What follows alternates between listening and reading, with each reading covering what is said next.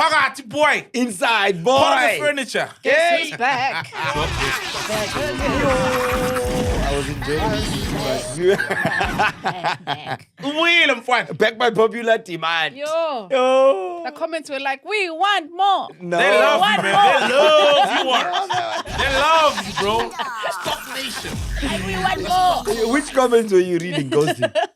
Oh, were you reading comments? For the fact that I'm seeing you, I'm thinking that's what was probably, they were like, listen, we want Warasake. Yeah. How is the difference between your podcast, like, you know, reaction-wise, versus when you come here for a week? Like, well, remember, here I'm a guest. Do you know what I mean? So it's like, obviously, I mean, I get it. Like, people are like, where's Mac? We want Mac, you know? Imagine. Not a lot of people, I think you're focusing on that. Because No. You look for the comments that are going to hurt you the most so you can dwell on it. Oh, yeah. That's the psyche of of being like online and reading comments. You look for the ones that will get to you, and you ignore all the 80 ones that say, or 90 ones that say, oh, I'm twimp, and then the 10.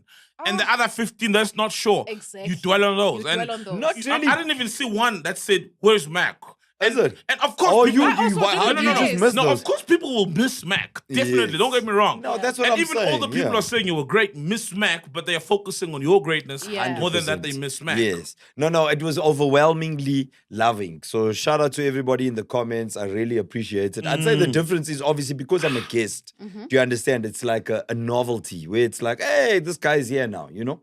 Any other podcast I'm on, when I go to Penwell, same thing. You understand? People are like, yo, Penwell, you've got Waras back on the podcast. And again, overwhelmingly positive, but there are those negative ones. But I don't like dwell. You know me, dog. What's the worst comment you've read about yourself? That's why you went about myself. Let's not lie. Me. That's why you give a fuck. That's why you go in the comments. Me. Yeah, I give a fuck I give a fuck about the feedback. But I don't go there seeking the feedback like, how can I hurt myself? What are they saying about me? I don't give a fuck. But I'm really cool in real life. You know what I mean? Like, my life is not. There's absolutely nothing you could say in the comments to derail me. That's what you want us to believe. Because the first thing you mentioned was the negative comments. Bro, you're my friend in real life. What are you talking about? Don't force a narrative here that's not No, true. I'm just saying. I'm a mirror looking back to you. Yeah. You know, you're a mirror. I'm a mirror reflecting. You literally said, I said how the comments were like, oh, they miss Mac, or they don't want me. Ghosty, how did we, before we started recording here, let me just call Saul's attention to something. There was one comment I read there. People were like, man, just Saul is true too. What is the first thing he did before we started saying, you didn't say that? Did he say that? Literally, the guys are like, how? You didn't say that. Get out of me. There's a comment there like, yo, Saul, comb your hair. Hold on. No, come on. That was not even a comment. I always comb my hair before we start the show. Like, I think Chile, sometimes Max starts with me either combing or thing in my glasses. I always do that. Comb my hair, my glasses, you know? Nah, man. But no, it was overwhelmingly positive, and it's a pleasure to be. You are my guys, bro. You know, you're family, my guys, bro. And we love, like, you're my favorite stand-in guy, you know? Yeah. Because it's easier to sync, and then we actually do the show. I think it's because we actually know each other. Yeah. Do you know what I mean? Because we know each other. We know each other. And I think it's very difficult. I remember I was saying when I started at Y, I inherited Precious Coffee. Because remember, this is how deep, like, guys, Mac is my old game. Bro. Mac actually got fired. That's how I got onto daytime radio. Remember? Yes, because you were graveyard, and then Mac got fired from 12 to 3. After he played that the fisting thing, where the guy was talking about how homosexuals sometimes tend to put fists in an anus. The guy was talking about a homosexual pornography that he had seen. I think. Yeah, it involved fisting. It did involve fisting. It involved other things, but he was taking it to like that extreme level. Yeah, he was very homophobic about it. He extremely. But that guy's a pastor in flipping Uganda, and at the time that the clip was aired, we kind of just happened upon it. This is YouTube 15 years ago. Yeah. You know, like, forgive us. Yeah. But 15, 12, somewhere there. Anyway, when we aired the clip, it was really funny because you were speaking in like a West African accent and he was like, "Ita poo." And that's all Mac heard. He didn't like bother. Nobody did, dog. Nobody bothered to do the research of who's this guy. But there's always somebody in the comments that's listening, that's going to go deeper. That's what he was saying. He was like, they go deeper. They go deeper in the anus. Oh, yeah. And this person was like, yo, this guy's actually addressing a church congregation of like 3,000 people. And he's actually this guy in this country that leads to the lynching of homosexuals. Now, we didn't know that shit as the listener of YFM. And Mac didn't know that shit as the person playing the clip. It was fucking funny, bro. Everybody was laughing, including the boss. And then when that one... laughing? He was laughing. Oh, damn. You know what I'm saying? He was laughing. We were all laughing, boss. You know what I mean? It's water under the bridge. Shout out to YoutubeZA. Oh, I get but it now. laughing stock. When the email came in, action had to be taken, right? I was on at 3 in the morning. I didn't even know what the fuck's going on. You know what I mean? You're sleeping. When I was sleeping, boss, that time. And then they were like, yo, this man got pulled off air mid-show. What do you mean? They're like, no, he played this homophobic thing. And I also heard the clip and I was like, oh, that shit is funny. Hey, then I heard the backstory. And unfortunately, it ended badly for Mac. He was fired. And they were like, Waras, you're up. And that's how I got into 12 to 3. And he had started working with Precious Coffee. He was with Precious Coffee. And then now you are with Precious Coffee. I inherited Precious Coffee. Yeah. And by sheer luck, it just clicked. You know what I mean? And we were doing our show and everything was wonderful. But then Precious got an offer to move and go do Precious Africa and her TV shows and be passionate about Africa. So I lost Precious. Did you? I actually, before she came to YFM, because she had lost the weight there a bit, but obviously you only see it on the screen. Yeah. And I had a massive crush because she was like a kid star, teen, somewhere there. We were like around the same age. She was pretty juicy. Yeah. Yeah. I saw what you saw every day. Oh, good. Thank God I didn't know her. I had a big crush on her too. And then I had a friend then who had a huge crush on Precious as well. Yeah, a lot of us. I used to hear us. about Precious all the time. I had to go find her because this guy used to talk about just Precious. Yeah, no, she was the one at the time, right? Yeah. And then she left. And then I had to go through this whole, me and Tumelo, we were sitting now, like we had to find a co-host, you know? You made a program manager. Yes, program manager, Diao Munaheng. And obviously, you know how it is. There was a whole lot of demos of people who were potential co-hosts. And we went through all that shit. And then we called Saul and we called Ghost Lady and we called Speed. No, I'm making an example. Oh, okay, cool. And one by one, they came in. We interviewed them. We went through their demos. And then we like sort of shortlisted 5 people. Right? And I thought, you know, like how it goes, bro. Like out of the 5, I thought by the first time, this is going to be easy because I'm driving the show. It was fucking difficult. It's really hard to co-host with people that you don't know. So we went through 5 people. And it was the first time you actually had a co-host. It's the first time. I was always doing my show alone. Yeah. Yes. Yeah. To replace Precious Coffee is not like a small ask. You know, she was a big personality, a big brand. The way she would put together the show, structure the show. I used to actually just come there and be stupid, you know? And along came Tumi Foster after we'd rejected like 5 people. And it just clicked. And I ended up doing shows with Tumi for like 8 years. Damn! Was that long? It was the 12 to 3 show. It was the evening show, 6 to 9. The one Mo Flavor. Wait, you went to 5 together? Then we went to 5 together. Yeah. We did, you understand? 5 FM. Yes. Only when I did Drive on Y, I didn't do it with Tumi. I mean, when I moved to Drive Time, Tolly B had left. So it was me, Pindi, and Smash. You went back to Y. Smash Africa. Yeah. Then when I went to 5, I took Tumi. Because I remembered, hey, this is a person that I click with. Tumi was like one of the first it girls, wasn't she? She was, Foster, yes. Like it and celebrity, cool, young child TV, star, turned adult brand. That's you know, they call themselves brands. That's it, yes. And the original Tumi and I called each other friend on air in 2012. Don't tell me you're the first people We're to the call first another people friend. to call one another friend. You're not. We on are. Radio the world over. My brother. Friends. Come on, my friend. Even Pakistan. Come on, man. You are doing it now. Like, my friend, come on, my friend. I want my friend. You're the first one, my friend. I'll be honest. That thing pisses me off. What? Maybe it was cool then. But now, like, there's shows that I can't stand because of friend. No, let me listen, friend. I'm like, right. Oh, but those shows are copying who? Because until we did it, no one was doing it. Obviously, someone started it, and then people we follow. Started it, yeah. bro. Like you can just hear the fakeness. Like y'all are not friends. Yeah, you're calling each other friends. You're not friends. Stop it. So are you calling Sizwe friend? Oh, man, come on. Men don't call another friends. Oh, mngani chomi, pinchi. Fair. What do you call What do you Sizwe? call Sizwe? Dinangwe. Sir. Oh, Dinangwe? No ways, man. I don't call him Dinangwe. I call him Dinangwe. Sir. I may Dinangwe. Oh, I call him Hlomo. I'm like, hey, what Hlomo? Yeah, maybe Hlomo. I call him Sizwe, man. Yeah. Sis. You call him Sis. Sis sometimes. Yeah. Sizwe and Sis. Bro, yeah, like Sizwe, I feel like Sizwe. honestly, since Thursday, I feel like I've been seeing a lot of your clips. I feel like the algorithm knows where I was and what I was doing. I see a lot of those, those short video format clips of Kaya FM. Oh, for real? Yeah. There's one day where Sizwe was talking about shooting an intruder in your yard or something. Oh yeah, the cabling thing. The illegal cables. Theft of cable. Cable.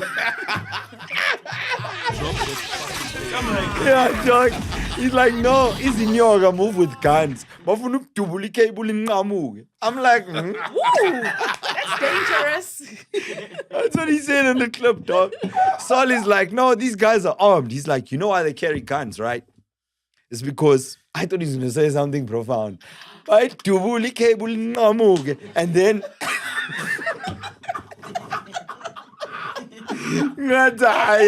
Dinangwe. I was like, I don't even know about cable theft, but it also, did what sound do you like... say in that moment? Because now I can't remember what I said. But I was like, you're watching your bra, a bed. You see, the thing about radio, sometimes you don't have the... How do you know this? You know what I mean? Numbers almost half past some headlines, So it's like, you always never really have this time to interrogate. On the podcast, you can say that. The next 20 minutes can be about that. Yeah. There's no way, dog. Yeah. No one... Because you're waking up the neighbors and all these things, you know. But on the radio, I was like, no, man. But also, I don't know what I had said, But it was about copper thieves or whatever. It was about the value of the cables. Yeah. And then if the cable is stolen within your yard, you need to pay for it. It's your responsibility. Anything in your yard. I actually didn't know that. And then outside by the pavement, government will cover it, etc. So it was about that, but I can't remember now. I just got the clip there. It does sound like, hey. And Sizwe is never wrong, eh? Sizwe is his own fact check. Yeah. He rings his own bell. Apinda, give me the mic. He says, Sizwe, I don't think that's true. Let me check it. He does a turn around on his chair. He comes back as Sizwe. No, it's true. I checked. He's a well-read guy. He's a well-read guy. Exceptionally intelligent. Yeah. Somebody actually commented and said, I'm listening to Waras and Saul, and honestly, like, I listened to the way Waras articulates himself. Mm-hmm. He sounds like Sizwe, Oh, wow. And Sizwe was like, that's my son. Sizwe is my dude, Like, mind you, we have 2-hour-long telephone conversations with Sizwe. And then he'll say, son, I've been doing this. Mm-hmm. And let me tell you something, okay? And then he goes on to like an explanation, And he does, the way he articulates himself, he makes sure that he covers every base. It's very tough to argue against Sizwe because he's so well prepared. Yeah. He's always well prepared. He just knows a lot about a lot of stuff. And he remembers, he's got a good memory. So he's one of those people who read stuff and remember it. So out of nowhere, you'll be talking and then he'll be like, and then that's why we've got the open line on Kaya, right? To highlight my point. And then somebody might bring up something about aerodynamics or fluid control, whatever, And then he'll have an answer because of maybe stuff he read in high school or what that was part of the syllabus. So he remembers everything. Wow. Yeah, that's why a lot of times he says he doesn't really have new conversations because he reads up on a lot and remembers a lot of the stuff he's read up on by studies or his own time, and those aid in bringing up the facts and information in conversation. Yes, when he needs it. But I don't know where he read Gucci cable. I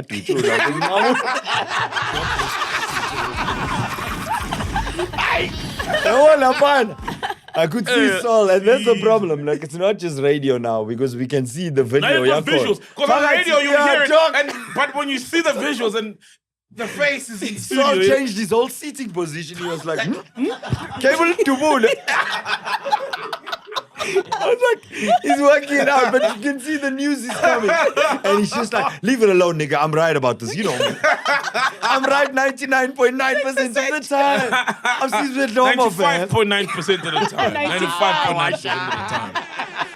If you get it, forget about it.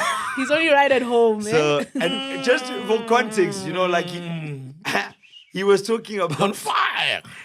What is it? It was like intruders, right? I commented. Cable thieves. But I didn't get into the nitty-gritties of whether cable can be short or not. Because my bra, I didn't want to be like, So I was speaking about if an intruder's in your home. Yeah. And I think, because you know me, dog, I love guns. I post guns all the time. You're a gun guy. Yes. You're like Eugene Koza. Even Sizwe is a gun guy. Big time, right? Yeah. But it's also I would like to say we are responsible gun owners. I'm for anybody having a gun.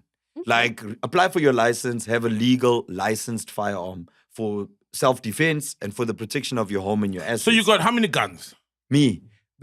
I mainly use if you use company guns, I can take a rifle, I can take an AR-15, I can take a shotgun, I can take a handgun. But my personal firearm is a H&K P30. Oh, okay. Yeah, which actually I bought on Sizwe's advice. Yeah. The first time I bought a gun, I bought it as a colored. So when I arrived there... Hold on. Whoa. Hold on, bro. That one, the shiny one, chrome. Would mangi keep? Wait, so you bought... Hold on, you bought the gun as a colored. Yeah. What does that mean? I wanted it for sure. I get it. You know how, you understand?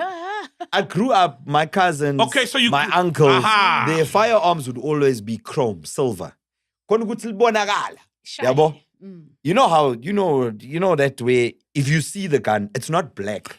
In other words, if I'm wearing a black shirt and a black pants with a black firearm, you can see it's chrome. It's colored. Yeah. So I bought it thinking, I want that one because it's what attracted me, like a shiny thing. But it was the most impractical firearm. And the first person to say so was Sizwe. So the first time I posted something shooting that firearm, or I said, hey, I bought this new gun, this is the gun I've bought, whatever. Sizwe was like, what a terrible choice of gun. He phoned me and he was like, son, why the fuck would you buy that thing? It's only got 7 bullets, number one. It's fucking heavy. It's huge. It's like a hammer. That's just not practical for self-defense. And I was like, what do you know, my man? This one I'm going to shoot in the air. Why does it have 7 bullets? What? Wait. That's what I want the shit for, dog. I'm going to take it out. I'm fine. Tell you It's more of a symbolic gun than a practical gun. So why does it have 7 rounds? It was a 45 caliber. So a 45 is a bigger bullet, shorter magazine, right? So 45 bigger bullets, shorter. Okay, yeah. So the caliber of the bullet. Yes. So you fit less rounds in the magazine. Yes. So if you only fit 7 rounds. It only fit 7 rounds, right? Okay. It was a 1911, 45. 45. And then... mpho, you should have more rounds though. We young taught.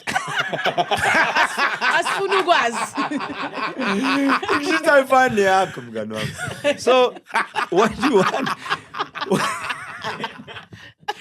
Definitely not chrome. Black. Pitch black. Dog. Hey. Please. You know how I cock my gun?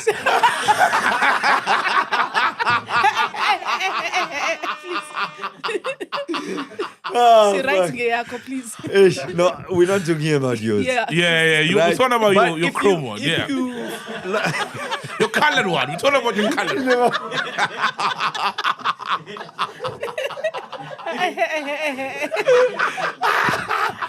We're talking about mine. We're not talking about yours or Sizwe's. Right? Yes. So Sizwe was like, yo, get one like mine.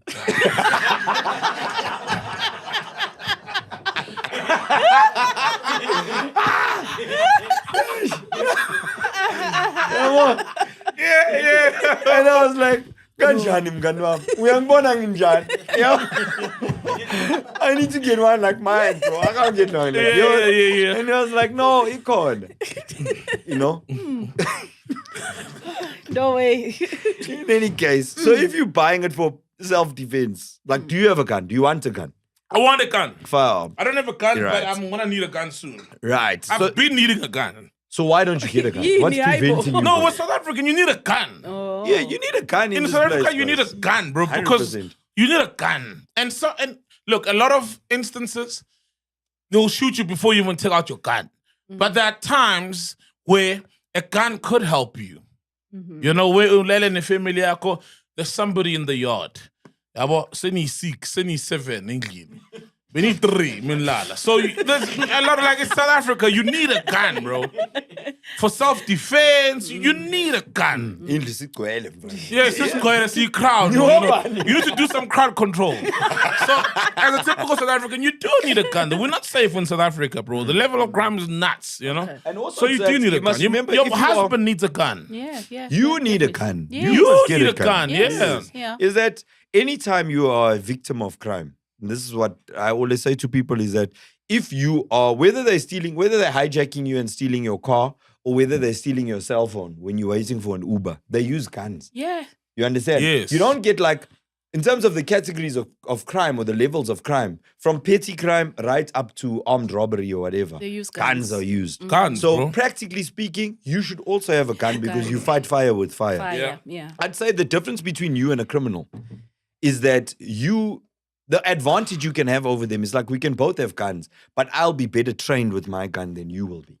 The idea is to make yourself as proficient as possible with the firearm. So you go to the range, you shoot all the time, you understand spatial awareness, you understand what is the first thing I do. You understand? That way, if you're confronted by somebody with a gun, what do you do first? How do I get to my firearm to defend myself? All of those things criminals don't do. Why are criminals so badly trained? It's like, well, they don't even go for training. Yeah, for me, it's like, hey, man, if I got a gun and it's going to be my tool of work and equipment to earn my bread, at least get proficient in the thing, you know. Well, some of them are.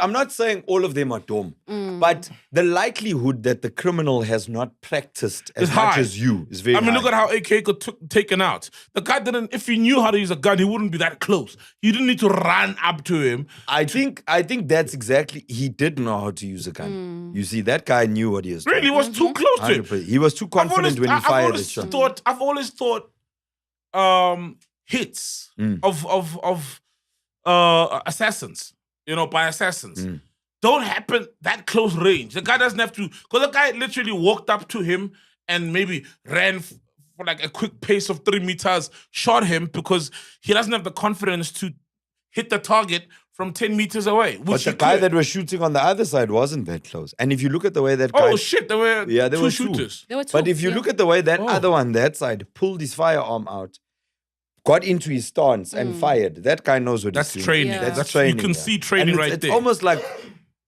what is the word? Allegedly, or whatever. Fact checker, please just... Yes, fact checker. Is that, for me, when I looked at that video, that guy, especially the one on the other side, that guy was trained formally. He knew what he was doing. Yeah, because he stood like this with his hands in his pocket. And when the shooting started, he was here. Bang, bang, bang. And he shot in that direction. So there was 2 shooters to make sure. But this guy... The one that came up to AKA, he came that close because he didn't want to miss. Yeah. Do you know what I mean? Yeah, because he doesn't trust his It was by instruction. And remember, when you're an assassin, it's like you get paid based on completing the job. You understand? Your strike rate, miss. Your success rate. Yes. And Mutu, that can come so close to you and shoot you like that. That thing is not, you know what I mean? You need to be like a fucking... You know yourself. Seriously rotten cunt. But that's why... You need to be a bad guy, bro. Yeah, because you need to be brave to do that, but you also need to be like evil.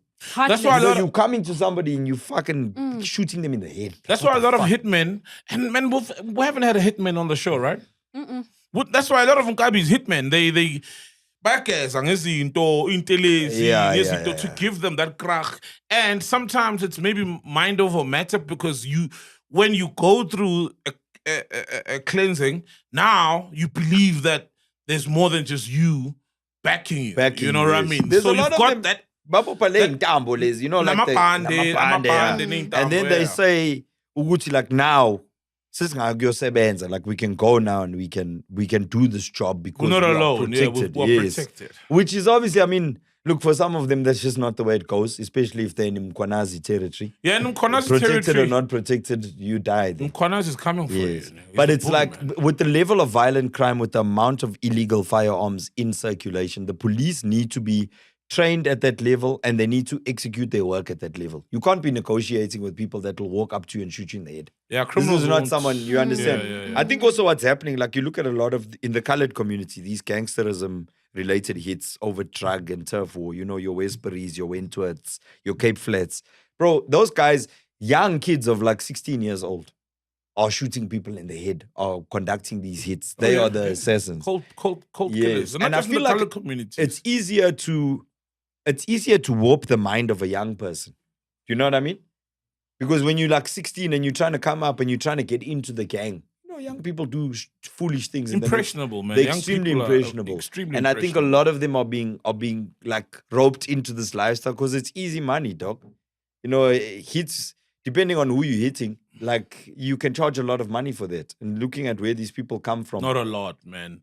What you mean? Like lives get maybe 20,000, 10,000 rand sometimes. Depends. It's not a lot. For him, it might be a lot. Nah. For him, it's a lot. If you're 16 years old, you live in a fucking 1-bedroom flat. That's where you grew up your whole life, bro. 20,000 is a fortune. Yeah.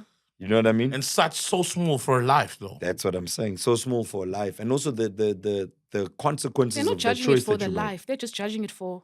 They want the money, Yeah. The job, and they want the name. The job, not the life. Not this guy supports this and this and this and this. He's got a house, got a bond worth this much. He's taking care of his family, pay school fees. Therefore, I need 500,000 to kill him. No. Yeah, well, that would be the fair thing if you're killing a multi-millionaire. If you're killing somebody that's walking around with 6 bodyguards in armored vehicles, you're not going to do it for 20 grand. That's going to be a hit. Definitely, yes. yeah. You know what I mean? If you're killing a superstar like AKA, that's a high-profile killing. They're going to hunt you down. Those guys are not doing it for 20 grand. Even though if we're being realistic. For real. Didn't they Even though he's so vulnerable. There was about 500,000, or how much was said They to? said, well, allegedly. Allegedly. Yeah, the people who've been charged. Funds. Apparently, it was 800,000. 800,000. I remember allegedly. seeing that figure. Bro, you're very familiar. I mean, not to like put you on blast or anything. I don't say with the underworld, but you know the workings of, because you're in the security business. You need to know. Yeah, security business is in bed. Okay. No, security business is in bed with a lot of underworld things. Allegedly. Mm-hmm. Man. What the fuck? Bro, the killings in Cape Town of big guys with who are in charge of security wars and clubs. There's a lot of entangling. Yes, allegedly. And connection, allegedly then. Let's say it. I don't need to say allegedly, it's a fact. Ring the bell. Siso, is that you? No, I even lost my question. Hold on. Oh, man.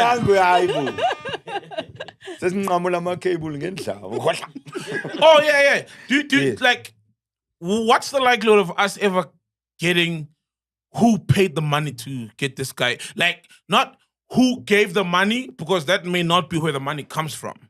The guy has insulated, or the person has insulated themselves. One would assume. From the actual gun that pulls the trigger. Yes. Right? So there's a distortion to the actual source. Do you think we'll ever know? I don't think actual so. source. I don't think we'll ever know. Not in KZN, bro. I don't think we'll if the hits from KZN. The thing it is, happened in KZN. If I look at the way it happened, like even just, how long it took response, what do you call it, like police to get there. Like there's a lot of stuff for me personally, when I look at it just as Warwick, I'm just like, bruh, something is awry here, And it's very difficult, Saul. It's like we're saying, someone that walks up to you, shoots you in the head and runs away. It's so hard to honestly find that person. You can't see their face clearly. You couldn't see the face. You couldn't see the face clearly. Even in court, I see these guys, I'm like, I don't know if that's the guy, man. I don't know. I can watch that video 50 times and look at those guys in court 50 times. I cannot, beyond a shadow of doubt, say, the gunman. I see him there. I can't. But I don't have all of the evidence and all of the case files. Mm-hmm. Maybe they're investigating at another level. The first thing I thought is, remember when they found that Mercedes in the case and they were like, we found the car that was actually stolen from Gupi in Cape Town. I was like, in Cape Town? And they found the guys in Cape Town. That is the thing. I remember those guys. Yes. Those guys were let loose at some point. Yeah, right. But it's also like, there was a shooting that happened. I can't disclose who it was, but there was a gentleman that died here in Johannesburg. I can't disclose because it's actually on IOL. Hey? Yeah, okay, disclose then. I can't. I think I would know more information than is reported in the IOL. Who was shot? What did the IOL say? The IOL said that this guy was shot. This guy was a professional of some sorts, like a corporate professional. He was shot reversing out of his driveway in the morning, like fucking 7 a.m. So he was leaving home, going to work, and these guys pulled up. They got out. They said they hit their car, fucked up like 25 rounds. They jumped in the car, get away. The car was spotted on CCTV cameras. It was a Hyundai iX35, that little SUV. That car, so the hit happened at 7 o'clock in the morning. At 3:30 in the afternoon, that car was apprehended in Rosebank. Yeah. With Saul and Ghost Lady driving. Now, Saul and Ghost Lady are arrested in connection with the murder this morning. But Saul and Ghost Lady, they were working in the afternoon with the same car on a different job. They didn't even know that this car was hitting someone in Morningside. You understand? So they were now caught and pinned for that murder in the morning. But the murder in the morning had nothing to do with them. They were a separate crew doing other crime in the afternoon because the cars are almost rented. Same with the guns. A firearm can be found on Ghost Lady in Cape Town that killed someone in Joburg. Ooh. Saul was using that gun at the time. Now you walking around with that gun, you say, but you're caught with the gun, and now Waras's murder is pinned on you. Because guns. So the guns move between provinces, the vehicles move between provinces, and that makes it more difficult to now say this car is connected to this murder. And these people, more important, we don't care about the car. We want to know who was driving it at the time that this person was shot. You can't apprehend the see, car. and I know that's what I'm saying. I can't say who it was or whatever because I was close enough to that case where I knew the broer. You understand? So it was like, how come these people that got caught, and then the people were like, those charges for this murder were dropped against them because they actually weren't there that morning. They were working with the car in the afternoon. So it's like, you see? Yes. And, like, on our point of, like, having the firearm, like you were saying, rather have it and not need it than need it and not have it. If someone is coming a meter away from you and putting the gun to your head, you can have a gun or no gun, you're going to die. That's why I said there's some instances, like you're reversing out of your house, there's 4 guys with guns. With AKs, a gun won't help. But sometimes a lot of criminals assume you don't have a gun. So when you can see them coming, then a gun will be there and hopefully it can There's help those CCTV videos, like where it's showing the yard and then the gate opens and then as these hijackers try to apprehend whoever's driving, somebody either comes out the house or the person there's that one of the Range Rover, like as they come to his window, that guy is ready, boss. He shoots straight through the window. And you know who's that? Tell me about the Range Rover. It's a black guy. It's a black guy. Oh, you know who that is? The president. The one who interviewed in Venda. We've interviewed that guy. Okay. But it is... he was on, Waterfront. It's Lodge. Yeah. Lodge by the Venda Dam, Nandoni Dam. Okay. Yeah, that's him. That incident happened to him. He was quick. When he saw the guy pull up the car. When they came, because they're assuming he doesn't have a car. A gun. Boom, through the window. I wish I could do that. You see. Thing, yeah. I get like a sense of joy when the person defends themselves. You know what I mean? Best thing to watch ever. A criminal get fucked in his job. Shot in his poos. Oh my word. But wait. In his poos. You know what I mean? Wow, in the poos. But if they know that you do have a gun, doesn't it make them even more like aggravated in making sure that we will kill you? Now they're coming to attack you. They need to make sure because they know that they are facing. Yeah. They could have a force striking back. Whereas and that's if why they think that you don't, then it's almost like we'll just scare you. The element of surprise. Yeah. When they think that you don't and you do, you've got the element of surprise. But if they know that you have, then I think it's also dangerous. That's why I would never get on a podcast. That's why I would never get on a podcast and say I have a gun. Even if, like, let's say the guest host is asking me if I have, you know what I mean? I wouldn't say I've got a gun. Because now people know Saul carries a gun. I'm there, at the park with my daughter, getting in the car, they know he has a gun. I'm pulling out, they know I've got a gun. Lady, for the purposes of transparency, I don't have a gun. Oh, you're just scared. It's too late, man. Okay. I don't have a gun. It's too late. Please don't come for me, chill guys. Because you saw the comments, niggas are gonna pull up on me, mang puma. Where's Mac? Wow. No, I'm just saying. Kanye's question is the smart way to have a gun is not say you've got a gun. Because then you're gonna have, instead of them sending 1 guy, 2, they'll send 4 guys and say, he mustn't see you coming because he's got a gun. And the force will be 10 times more because people also get killed for their guns. They do, but I don't think anybody's going to kill me because they're trying to rob me of my gun. I think they'll kill me for another reason. But I make it known that I have a gun because I feel like as a public figure, Sizwe as a public figure, Eugene, I feel like it's important for us, especially as black public figures, to say to people, if you are a law-abiding citizen, when a coast lady with a family, you, Saul, you've got a family, get yourself a firearm, a licensed firearm, train yourself how to use that firearm, know about firearm proficiency like me. Don't have a silver, a chrome 45 with 7 bullets for funerals. Have a H&K P30. It takes 16 rounds. It's one of the most reliable 9mm on the planet. It's very expensive gun. How much is it? It's like 35K. Damn, bro. That other one that I bought was like 11K. You know what I mean? The So shiny the one. price difference, the shiny one. Oh. Like, it's a nice firearm to have. But then go and actually train with the gun. Learn how to use it. You must understand your firearm. You don't look at it when you're busy.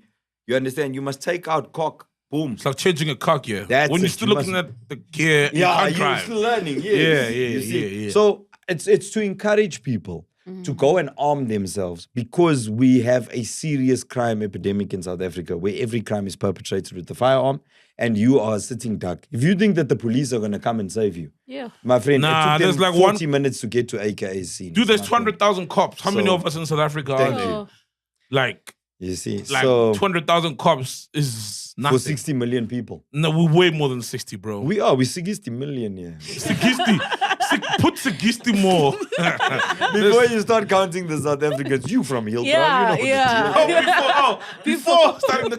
In fact, before what you said earlier, right? About criminals, or I think I said it, criminals not being trained or not being proficient with firearms. A lot of the ones that come from across the border, and this is a fact checker, you can I know check what me. you're going to say. These brutes, when they engage, right, like you'll see a cash in transit eyes, the police start shooting and those motherfuckers go nowhere. They go on one knee and they're like, exactly. Those ones are soldiers. Yes. 4 million. They've been shot in their at, country. they're not scared. 4 million. They're not, Some. yeah. 4 million. Some, yeah. Thank you. I don't know what the average soldier earns across the border, but if you come here and you hit a cash van and the take is 6-8 million rand, it's way better than being way a soldier better. that side. Yeah. You know? And if you are already trained and you're proficient, they're not scared. When they get shot at, they engage. They don't run away. You see, a lot of the South African ones, not the Zulus, but the rest, they run away. You understand? As soon as the shooting starts, they're like, fuck it, we're out of here. You know? I saw like when you guys had Big Zulu on the show, he took his gun out and he was showing you. Was it Big Zulu? I think The interview was What My My Yeah, it was Big Big Zulu's Zulu. guy. Yeah. And shout out to Big Zulu, he still rolls with that guy. When he was here, the guy was there. The guy who had the gun. The armed guy. The gun, the muscle. Is Big Zulu not the muscle? It's a big fucking oak, bro. Big Zulu's a The big gunman. dude. It The is. gunman. I Okay. thought the muscle was the guy with the gun. Both of them. Both of them. Oh, you could okay. Yeah, tell. both of You could them. tell. Big Zulu is about it. You know what I'm saying? Yeah. For real. He's a proper Zulu nigga, that Yeah. Johnny. It's about it. Ah, he's about it. You just have to like engage with him in conversation in Zulu for 5 minutes, you know? And he'll be like, I'm for Wagit. And then you're like, oh, for Wagit. Spawn, when I say spawn. That's how Sizwe talks at home. I'm shy, though. You know, and he's not using his Kaya voice. How do you feel about Oscar, bro? Speaking of guys, criminals and guns. He's doing his first race. He did his first race now. I saw he did What are that the Iron Man facts? thing or something. Yeah, Iron Man, of course. Oh, He's the gunman now. Of course he's gonna do Iron Man. The Iron Man thing, yeah, he did that race. And yeah. like for fit people, you know, guys You who run know, the decathlon Oscar's on Friday. taking us for a poos, eh? He's taking us for a poos. But why? I feel like after what Oscar did, just stay in your house, eat your millions, try and be quiet as possible. Don't be in our faces, you know? But he wasn't. That's the thing. He was going about his life. He came 500 and whatever in the race, but Obviously. he came third in the disabled category. Came third. Yeah, because I mean, it shows the abilities or the disparity between or capabilities people who are abled and. Yeah, but it's like in a marathon and a woman comes 90th, but she's first in the woman. In the women's race. Yeah, so it was a similar thing, but he came third. But for me, it was him silently. It was the triathlon. Triathlon. Yes. Yeah. Was it a triathlon? Yes. I thought it was just a run. No. Run, This- swim, this was- bike. yes. Yeah, so it's it's 3. I think that's what it's for. 3. Yeah. 3 sporting codes. Yeah. Races. What do you think of him? I don't know. I feel like he shouldn't be making. Nah, that's unfair. I don't know if it's Look. like I don't know how to feel, dog. The crime was horrible, right? But remember, his release also happened within the Constitution. It was constitutional. It's his right. He served his time. Guys, and he didn't make a whole presser. Have we forgotten Jub Jub? Yeah. Oh, yes. Have we forgotten Jub Jub? Okay. What do you mean? According to your standard, like he shouldn't have come back on TV. Yeah, that's what you're saying. According to what you're saying, Jub Jub shouldn't have come back on TV. But I did say that at the time. He should have just stayed at home and not. No, I just even though. Now, then again, you know, I'm not the victim of the crime, but I can tell from public sentiment. You know, you also have to read the room. I saw Oscar Pistorius' dad on Piers Morgan's show. I saw that. Did you see that? Yeah. I don't know what the fuck. I was tuning in to see about Gareth Cliff and the guy was Dan mopping, Corder. Dan Corder, the Ernst Roots floor and mopper. mopping. Ernest Roots and and the lady Mukwena. from Something Justice Mukwena. Department or Yes. something. No. SABC isn't she? SABC news correspondent, international news correspondent. That's not her. Balo mama. Yeah, she was Yeah, SABC that news No. correspondent. The one who looks a bit like Sindisiwe Chukunga. Yeah, I can't That's but a woman, on that show, Minister of I was Women tuning and in for Kids. that, and then I had to watch fucking half an hour of Oscar Pistorius' dad telling us Yeah. how the system treated his son unfairly. I actually happen to think Oscar And how he got still off thinks quite his son easily. is still innocent. Wow. Yes, and how That the was justice awkward. system was like against him. And I'm like, Wow. bro, like Yeah, anybody that that, was believes messed up. Oscar thought there was an intruder there is a dumb cunt. You're an Guys, idiot, bro. If you please. think Oscar had an intruder in the house, come on, Yes. bro. And I also, like, I understand where Oscar was coming from. Doesn't make what he did right, but, like, I get it. You know, the thing is, you know, some of the names that were mentioned in that court case of who Riva could have possibly been speaking to or that could have been engaging Riva. If I was moving with no legs and that's the people that were engaging Mahan, I'd also be like, yo, I feel like a poos, bro. But now he doesn't have, you know what I mean? He's coming from a place of, like, this low confidence, self-esteem thing. And then it's like, you're feeling threatened now, you're feeling insecure. Do you understand? I get that, but It doesn't make what I he get did it. right, but Yeah, it's kind of but like that's where he was coming. yes, But yes. it doesn't mean, bro, that time that guy was worth how many tens of millions? Yo. He could have had any hand he wants because he had the money. but he still got He his didn't have to fragility. kill, you understand? He's still fragile and has got his issues. Yes. There's always inside work that's not Yes. done. You know, it doesn't care how much your achievements are. If Yes. you've got And- that low self-esteem from Nothing will make Nothing up will for it. ever change Yeah, it. nothing will Yeah. fill that void.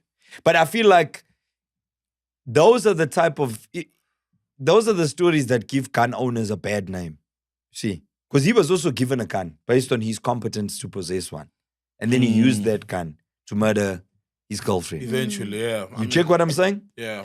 That one gives people a bad name. And I mean, we see like a lot of, you know, like when there's like cases of GBV and crime, you get all these like these suicides where Especially by cops. by cops, yeah. Cops. Guys Yeah. with Google guns, where But we, shot I the don't whole know, family. like it's like we're not looking deeper into what the fuck are cops dealing with. You know, I've got these two cop friends from Hillbrow, right? They detectives. And number 4. So number 1, yeah, number 6. Number 6. Number 4, number 6. Whatever, right? Police Hillbrow station police in Hillbrow, station. yes. And number 4. And they're my dudes, right? I blow with them. You know me, I go to Hillbrow every Yeah, I've now seen and then. you. Let me not say, because now I've already told people I have a gun. Next time I'm in Hillbrow, Chaikand. So, Bafone, like when we're chilling and we're hanging out, we're drinking, whatever, they'll tell you like, hey, we had this case on Tuesday. This woman jumped from the 13th floor. Sharp hearts. When we came to the scene, you know what I mean? Like what we found is this person like splattered brains out. Like these are fucking traumatic things to see. That they go Then through. it's like you go into work, you see someone's brains are all over the road, and then you've just got to go home and be with your family and be normal. How many times can you actually tolerate that before you snap? Yeah. You know, some of the scenes that you come to and stuff. So I feel like they're dealing with a lot. But then when the story comes out, Tuguti, this policeman killed his whole family and himself, we still like, what the fuck, you know? Get the help that you need, you know? So don't they get counseling? They or do. are those services not? Can you possibly they partially counsel all of available? them for all of the stuff that they All see? the Are time. they all is there coming enough forward? resources? Are they all though using up the resources that they have? Because stations do have, the department and the stations do have a person to counsel with the expertise. Now I've been told, I don't know, that a lot of them don't use those services because it's also like you have to first admit that you could be bothered and disturbed by what you've seen. yeah. You have to first admit that There's a problem. you're soft enough because you're human, bro. You know what I mean? And you're a man. and it's something soft. You're uyathinteka now. So a lot of guys apparently don't take up those services, but they're there. the facilities. And they could really use them because, like, I'm just saying, like, those guys, some of the shit that they see is like, yo, fuck, that's like traumas, bro. Yeah. So, anyway, so you think Oscar is fine if he returns? No, man, yeah, because Oscar didn't have a whole PR presser saying, listen, everybody, come watch me, I'm going to race. Remember, here's a guy who's an athlete, right? Thank God he didn't do that. Yeah, here's a guy, he's an athlete. He committed a crime, horrible crime. If he killed my daughter, I'd kill him. I'll kill him. He wouldn't be alive. You know what I mean? It's bad. But then our constitution says you have committed this crime, we're sending you away. And then they decide, oh, you've served your time. And then he comes out, and the one thing he's known all his life is being an athlete and competing. And he wants to go back to his life and doing what he was doing before. And he possibly tried to do it without the fanfare. But obviously somebody said, hey, see who that is. Yeah, and then, there's Oscar. And then he was going about his life and then he got reported. It's like if pictures surface now of Oscar Pistorius on an island with a super bad baddie. Yeah. The sentiment would still be, oh, he's out there. You know what I mean? Like, why is people he will out be there? DMing that baddie and saying, get away from him. How dare you? Yeah, you know what I mean? But it's Can I ask you a question? Living his life, bro. If you had to bump into Oscar, like walking around the mall, will you be like, hey, Osceolas? Will you go up to him and ask for a photo and shit? No. I love you, man. You won't, eh? Nah. Yeah, I love you, man. Nah. What do you... He's taller, so I wouldn't say that. Like, well, when he's got his legs on. No, without them. He's taller than... No. Wow.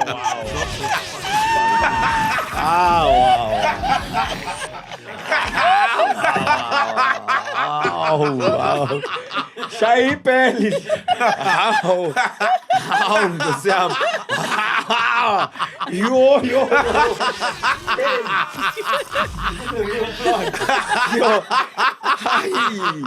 Hey, MacGyver.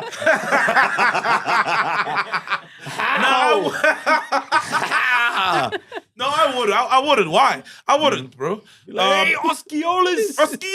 Oh, guess who I bumped into? I bumped into Ammunition. Oh, yeah? So he was with Osmic. Now, you know Osmic drives that old Rolls Royce. Yes, you know? yeah. He's got quite a few. He's got a lot of old classics. Osmic. Yeah, when I see an old Rolls Royce around the north, I know it's maybe Osmic. By the way, Osmic is the guy who organizes Back to the City. The festival, the hip-hop festival. Like, he's like the...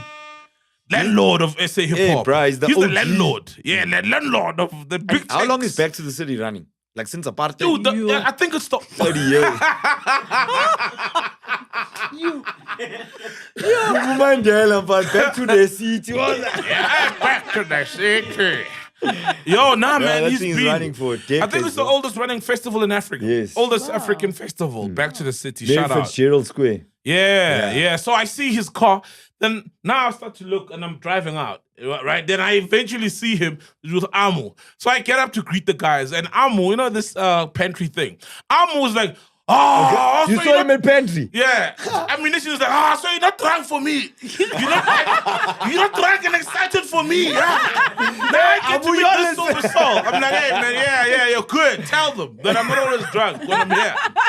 Yeah, this was like 10 in the evening. Yeah, sometimes I just want a pizza and I want to fuck off. That's it. Sometimes I want a pizza, and I want to fuck off. I'm here for an ice cream or here for water or to buy dash and stuff. And I want to just leave. You know what I mean? Yeah, so I bumped into him. But I wouldn't be like that for Oscar, bro. Yeah.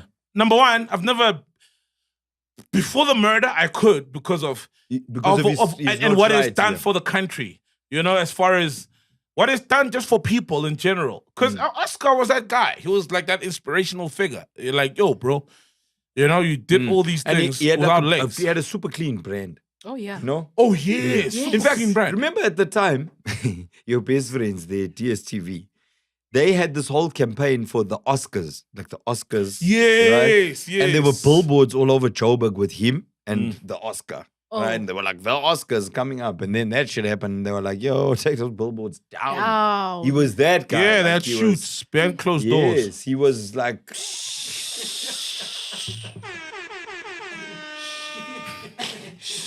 Why did I come back here? I'm doing so well. You know, I was a motivational speaker the other day. Don't be distracted. I'm in my Vusi Tembekwayo, and now you're fucking up my shit. Oh, come on, dog. Soliolis, come on. I need to eat. What up, Stockiolis, Wariolis? So Yeah, no, so he was super on, yeah. He was on, yeah. Swatch, remember that yes, the Nike thing, the Nike something thing was in the chamber. Remember, and the irony was that the chamber thing when it didn't happen. Ooh. No, remember? Please Google the slogan, something in the chamber. Yeah, where you had a Nike.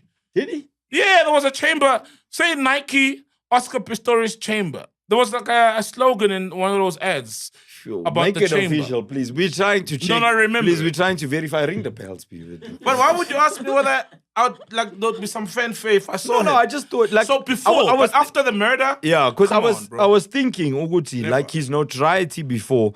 You're saying Constitution, he served his time, and he's out. Legally, now. he can do whatever he wants. That's so I'm saying, Uguti, if you had to see him, would you be like, Oh, because he served his time. Yeah, No, I wouldn't. Yeah. No, because it's still, you may serve it. It means legally you're a free man, but it doesn't mean you're not a murderer.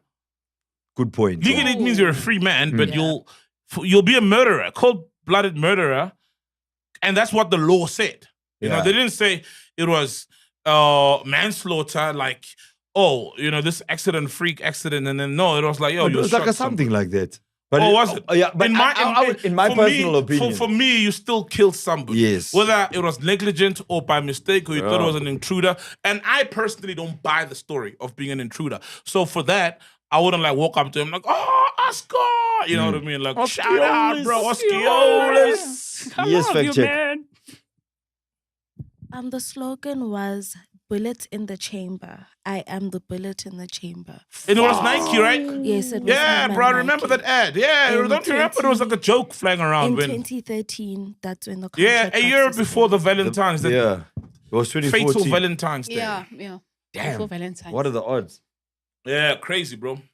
Wow. So I think, man, the guy must be, hey, man, as much as you don't like to see it, but it is what it is. Let him do his thing. Iron Man. Where did he place? 500th. Yeah, but third in the disabled category. So there were two still killing it people who beat his ass. Yeah, he came third in the physically challenged category. He came third. Wonder who came first and second. They must have been like, fuck you, bro!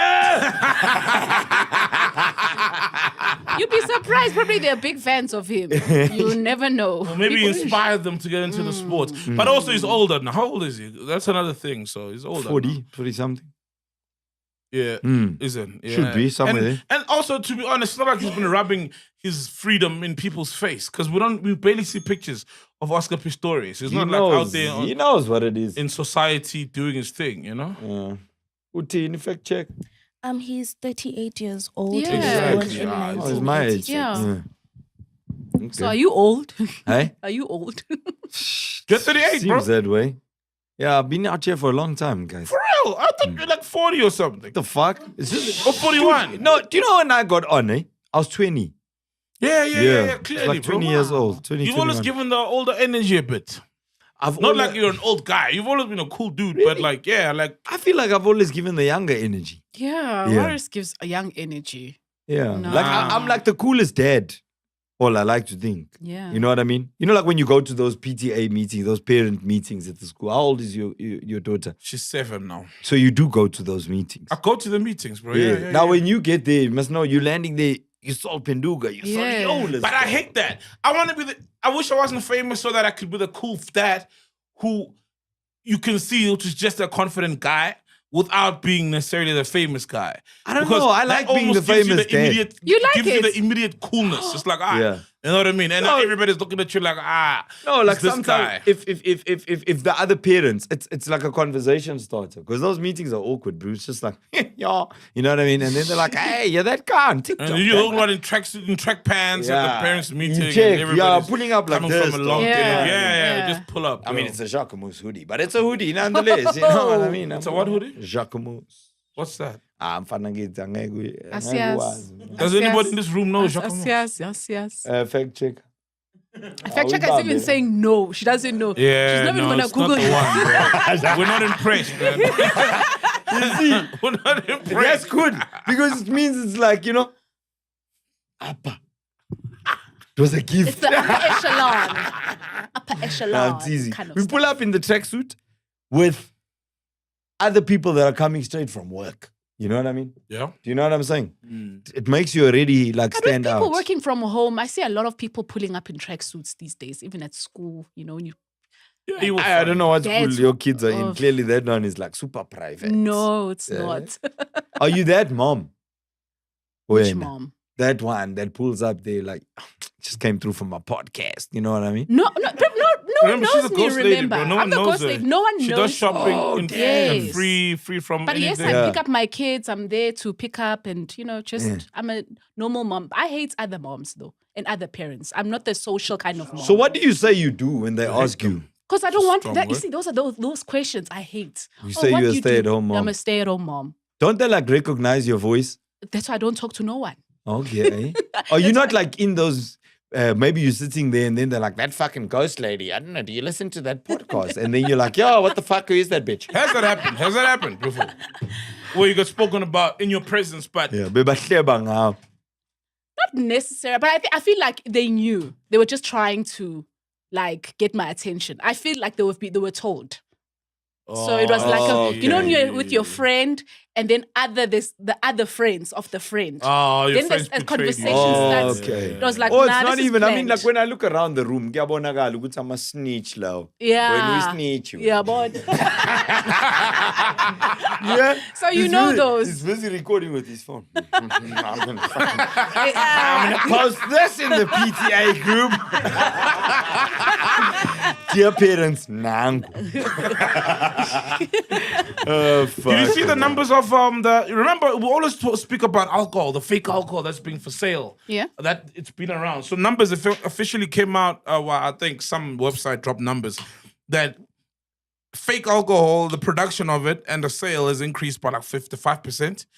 And it's, What, like a monetary value or like a volume? Like fucking 300,000 I'm not sure, but it has increased by 55%. But the numbers are 20% of all the alcohol bought in South Africa is fake, and it's 25 billion.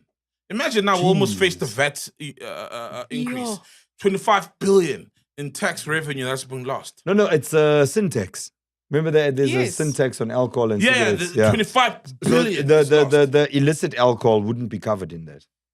I mean, there's no syntax. No, you can't. Yeah, 'Cause you can't declare it. Yes. So this is But But this wait. is illegal, not even illicit, because sometimes illicit could mean that it's alcohol, but it's the real stuff brought into the country Yeah, without behind the declaring scene. it Yes. for paying off tax. But this is the fake stuff, What? the Chinese stuff, the What- fake what- Don what- Julio. Okay, I was gonna say, fake what are they everything you're faking? drinking. Are they faking whiskey, Everything. brandy?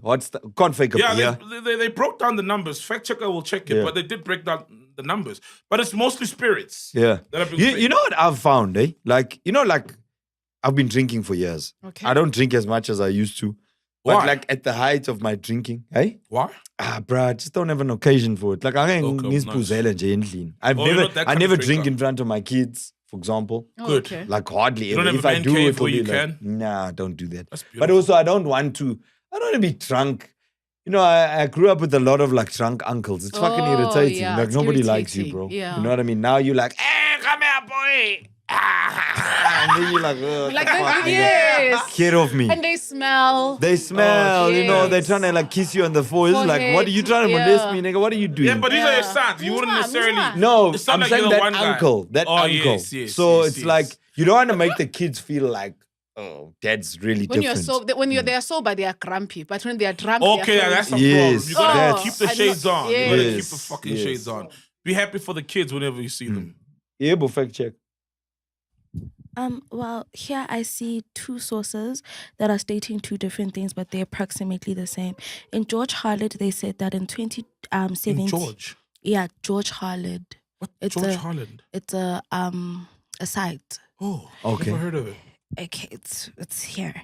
It says that in 2017 there was 18% of alcohol that was sold was fake, and according to the KFM website, it says that it was 13.5% in 2017, and then they both increased by approximately 55% to 40% in the increases of fake. 40?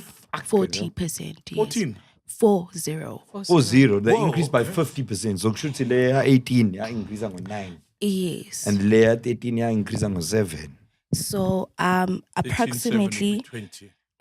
according to George Harlett, approximately in 2017 there were 665,000 fake illicit alcohols that were being sold, and it has risen to approximately 773,000, making the revenue about 25.1 billion rands as of 2024. 25.1 billion. It's revenue. Who's selling it? Yeah. Like, where do you buy it? You know my problem, right? Chinese bottle by stores. friends. Chinese bottle stores, bro. Yeah. You know my problem Straight up. So you know these places? Yeah, there's, we know, dog. There's a place in Soweto, a Chinese one. The labels look bro, ashy. Yeah. And I don't even know where to find The Chinese bottle people. labels Look dusty. it's dusty. And no, but that's just aesthetics. But it's there, bro. Yeah. And my thing is, it's the same thing I said with the fake clothes. Remember, there was 40 million rands of fake clothes that were found in Durban. Street Mall, in Durban, that was meant to go to Alberton, a warehouse in Alberton, then find its distribution to Small Street and Gumtree, Amapiano, artist houses, and all these things. My problem is we are the Scott Mapuma is just there like, Nah. I'm outside, where are you guys? The container. Nah, Scott is rolling in it. There's no. Scott Shout out is to Nike. Scott, man. Scott Mapuma bought a house and a car. Shout out. Pep. Congratulations to the boy, man. He's been working really But he's hard. a Nike guy, Deserves it. isn't he? Yeah, he's a he Nike. loves Him and Nike. Philo, Nike. him and Oh, Philo yeah. are like the two Nike biggest owns, Nike yeah. guys in piano. I mean, we're But not there's shaming others them. that are like Diamond Walk, you know, like LV, Gucci, Amiri. DNG, Amiri. Balenciaga. Yeah. There's this new one now. Okay, no, it's not new. What's this one with the island, Madagascar? What's the island one? Casablanca. Fucking Momo loves it. expensive. Oh, Casablanca shirt's like 16K. Yeah, like a t-shirt is like 16K. Yeah. My problem is But at Small Streets, it's 500, okay. 800. All right. But also, even the 16K one, All it cost them 50 rands to make, which the Chinese have shown. Yes, on Right? TikTok during the tariff time. Yeah, so my problem is, we are the ones who are keeping these black markets alive, but we're not the one necessarily benefiting from. I'd be happy if it was a black guy making all this fake alcohol for black people to consume, because a lot of the people are buying. No, because a lot of the people. No, I don't want to lie. Because the thing is, already the crime is being committed, Yeah. and somebody. But you prefer black on black crime. That's not black on black. It's a black person poisoning other blacks. No. Yeah, it is That's actually. poison. That alcohol is not. It's nothing to play with. And that's the difference between the alcohol and the clothes. Because Yes. the alcohol is remember, the poisoning alcohol you. goes through SABS, which is pretty much collapsing. The South African Bureau of Standards. Oh fuck! They Is that still a collapsing. thing? They don't know what they're doing. They got a new contract now for new number plates, so they're okay. Yeah, did you Did see you that? see those red number plates? There's red number plates. Yeah, it's Actually, giving- I have it on my list of things I was going to bring up. Yeah, it's giving Malawi. man. But anyway, just to finish your points on the alcohol. Yeah, no. It's giving an emergency. Yeah. Yeah, it's giving like emergency vehicle. But also, Yeah. did we need new plates? dog? No, I feel like it's money wasted. Yeah. I felt like that even about ID cards. I was like, what the fuck? We all have green books. Why the fuck are we moving? Okay, I get the green books. It's moving into technology, but the new plates. Really? I'm Still a fine with bother. my green book. I still have a green book. I don't even have an Is ID it? I card. got ID. But I think, well, just sorry got a- fact check. I'm the stubborn ID kind. card. Optualeni there by the trawlers, right? I Yeah. feel like because it's poison. Yeah, because it can kill you. And It's not safe. remember, alcohol is a social ill for the majority of black people. Yeah. In that they're not consuming it for enjoyment, like me and Sol when we meet at pantry at 3 a.m. Yeah, yeah. We're not fucking up our lives when we're drunk. No. We're just I'm drunk. not like You know? drunk and coming to work Yes, you drunk. might be making some shit with Casper, but that's the worst of it. Yeah, that's what. Yeah, it's like you destroying your family. You're spending all your money on this alcohol. Money that you need for school fees. Thank You're not you. paying fees. Thank you. You're not buying food. And the fact, whether you're spending it on the real alcohol or the fake one. It's still bad. However, at least when you're spending it on the real one, the sin tax is going into the fiscus. Whereas when you're spending it on the fake one, you're poisoning yourself. You're still fucking up your life. And the only people that are making profit is Abo. And the money is might not even stay in South Africa. Highly it never stays here. Exactly. So that's why I'm saying, like, if, like, it's so sad. And we the biggest, and if you look at why there is a demand for a fake Don Julio, a fake Azul, a fake, what's that Don Julio with the triangular long one? 1942. Those are all expensive alcohol.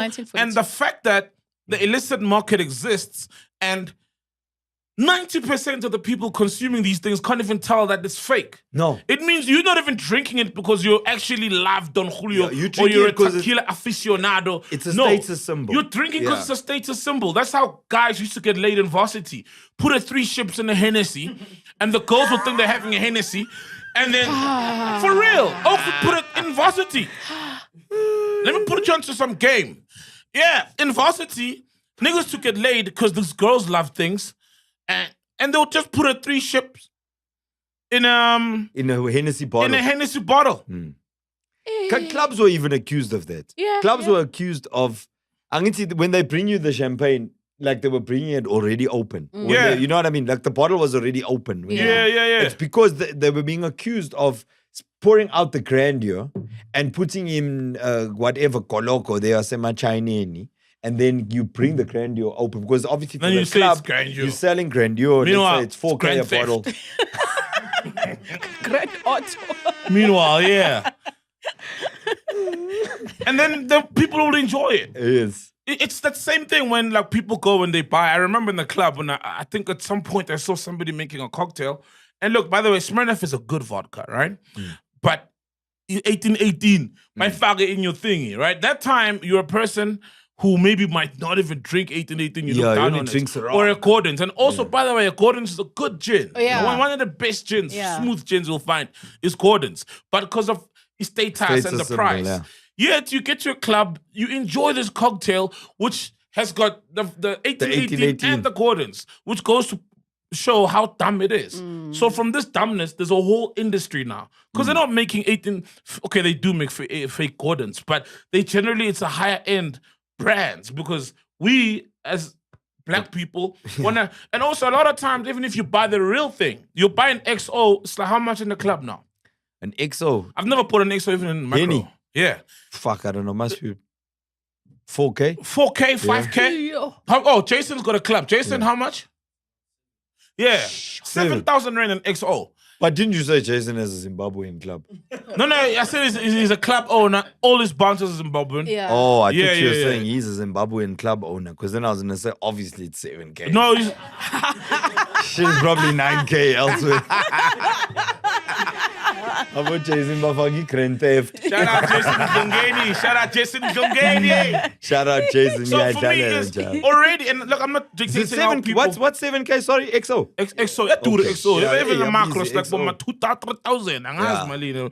But even people who buy that alcohol, and I'm not saying how people must consume the alcohol, but you'll find somebody buying this only to dash it in your cold drink. So it's like, to me, it's okay, you've bought this bottle for 7K, you're going to dash it in a cold drink. Then it's just cognac and a cool drink in there. Why don't you just get a cheaper cognac? Yeah, which is not how you're supposed to have cognac. You're supposed to have it neat on the rocks. All these whiskeys, cognac, yes. Or sparkling water like some of us, or just water. Or just because you want the taste and the flavors, the aromas. But you're not doing it for the taste or the aromas. You're doing it for the status symbol. Because you want to say... XO. So for me, it's sad that then at the end of the day, a Chinese benefits from that. Yeah. At least because there's clearly a benefit, channel. It would be, as illegal as it is, it would be great if it's a black guy because he's going to still spend this money locally. On the real one. Spend this money on the real one. Spend this money on, our sisters who are working hard there in the nightclubs, who are working hard in the He's going to go to Jason and pay 7K. Exactly. Like it comes back into the township economy. Yeah, the Chinese just laugh like these idiots. We'd rather have it sent to Jason back to Zimbabwe than to the Chinese, bro. You know what I mean? It'll come through back, then it'll come back. It'll cross the border and operate as well. So. Fact check, Ubuzasho. It was going back to the number plates that you guys had mentioned. They're actually not red. They're black. The red ones are for government officials. Oh, the one. Why did I see the red one? They were promoting the red ones. Oh, but it had a G. There was no... And I was like, yo, they can't destroy GP. GP is like iconic. Gangsta's paradise. Yeah. So the whole idea behind it... Wow. The whole idea behind it is to actually introduce QR scanning on the number plates. So they'll have QR codes on them. This For is who to scan? For the police. So this is basically to basically help with the crime and hijacking situations. So now every time when a police officer stops you, they're able to scan the number plates and get your information and everything. Are you able to remove That's a it? fuck up. Nah, that's nonsense. Yeah, We can still remove that number. It's part of the number plates. It's part of the design. Yeah, It's it did. there. It had like that little symbol in this corner and the How much, SABS. let's be honest, how much of that will really lower crime? Let's be honest, Warris. How much of that will genuinely, legit, really lower crime? My friend, these things inadvertently end up hurting the law-abiding citizen who does 9 things right and maybe one little thing wrong. Not the guy who does 9 things wrong and one thing The right. criminals. The Because if they criminals. steal the car, they take out the number plate, right? But the thing is, like, the way these laws are often applied or enforced is like you are relying on the same police force that has failed in the execution of your duties in public opinion. Yes. They failed to execute them on the old system. What Yeah. makes you think they'll be more efficient on on the the new new system? system. Bruh. That's why I was like, the QR code thing is troubling because what is that software that they're going to be using to scan it? Will Sol be able to scan my number plate and know who I am? Will criminals be able to scan my number plate and say, Sol, all his information comes up. Now I'm at his house. Offline. Yeah, now it's like, hey, he has fucking Waras, let's go fetch his gun. Now you can I take this call quickly? Yes, you can. Yeah, if you want to put on loudspeaker. No, It's no, a no. Marcus. I can't put it on loudspeaker, mom. Then you can't Hey, take Mams. it on the podcast. Blood, I'm recording podcast and chill, yeah. Marcus! All right, I'm gonna check now, Mamu. It's a Soliolis. All right, I'll phone you back. I just want to know, is it Waras or DJ Waras or the flyer? Waras. Okay, I'll just ask him to remove DJ. Thank you, Did sir. you see the flyer? I didn't see it yet. I'm gonna via our chat now and check it. Okay, cool. Okay. All right, laka mums. Yes, Laka, bye.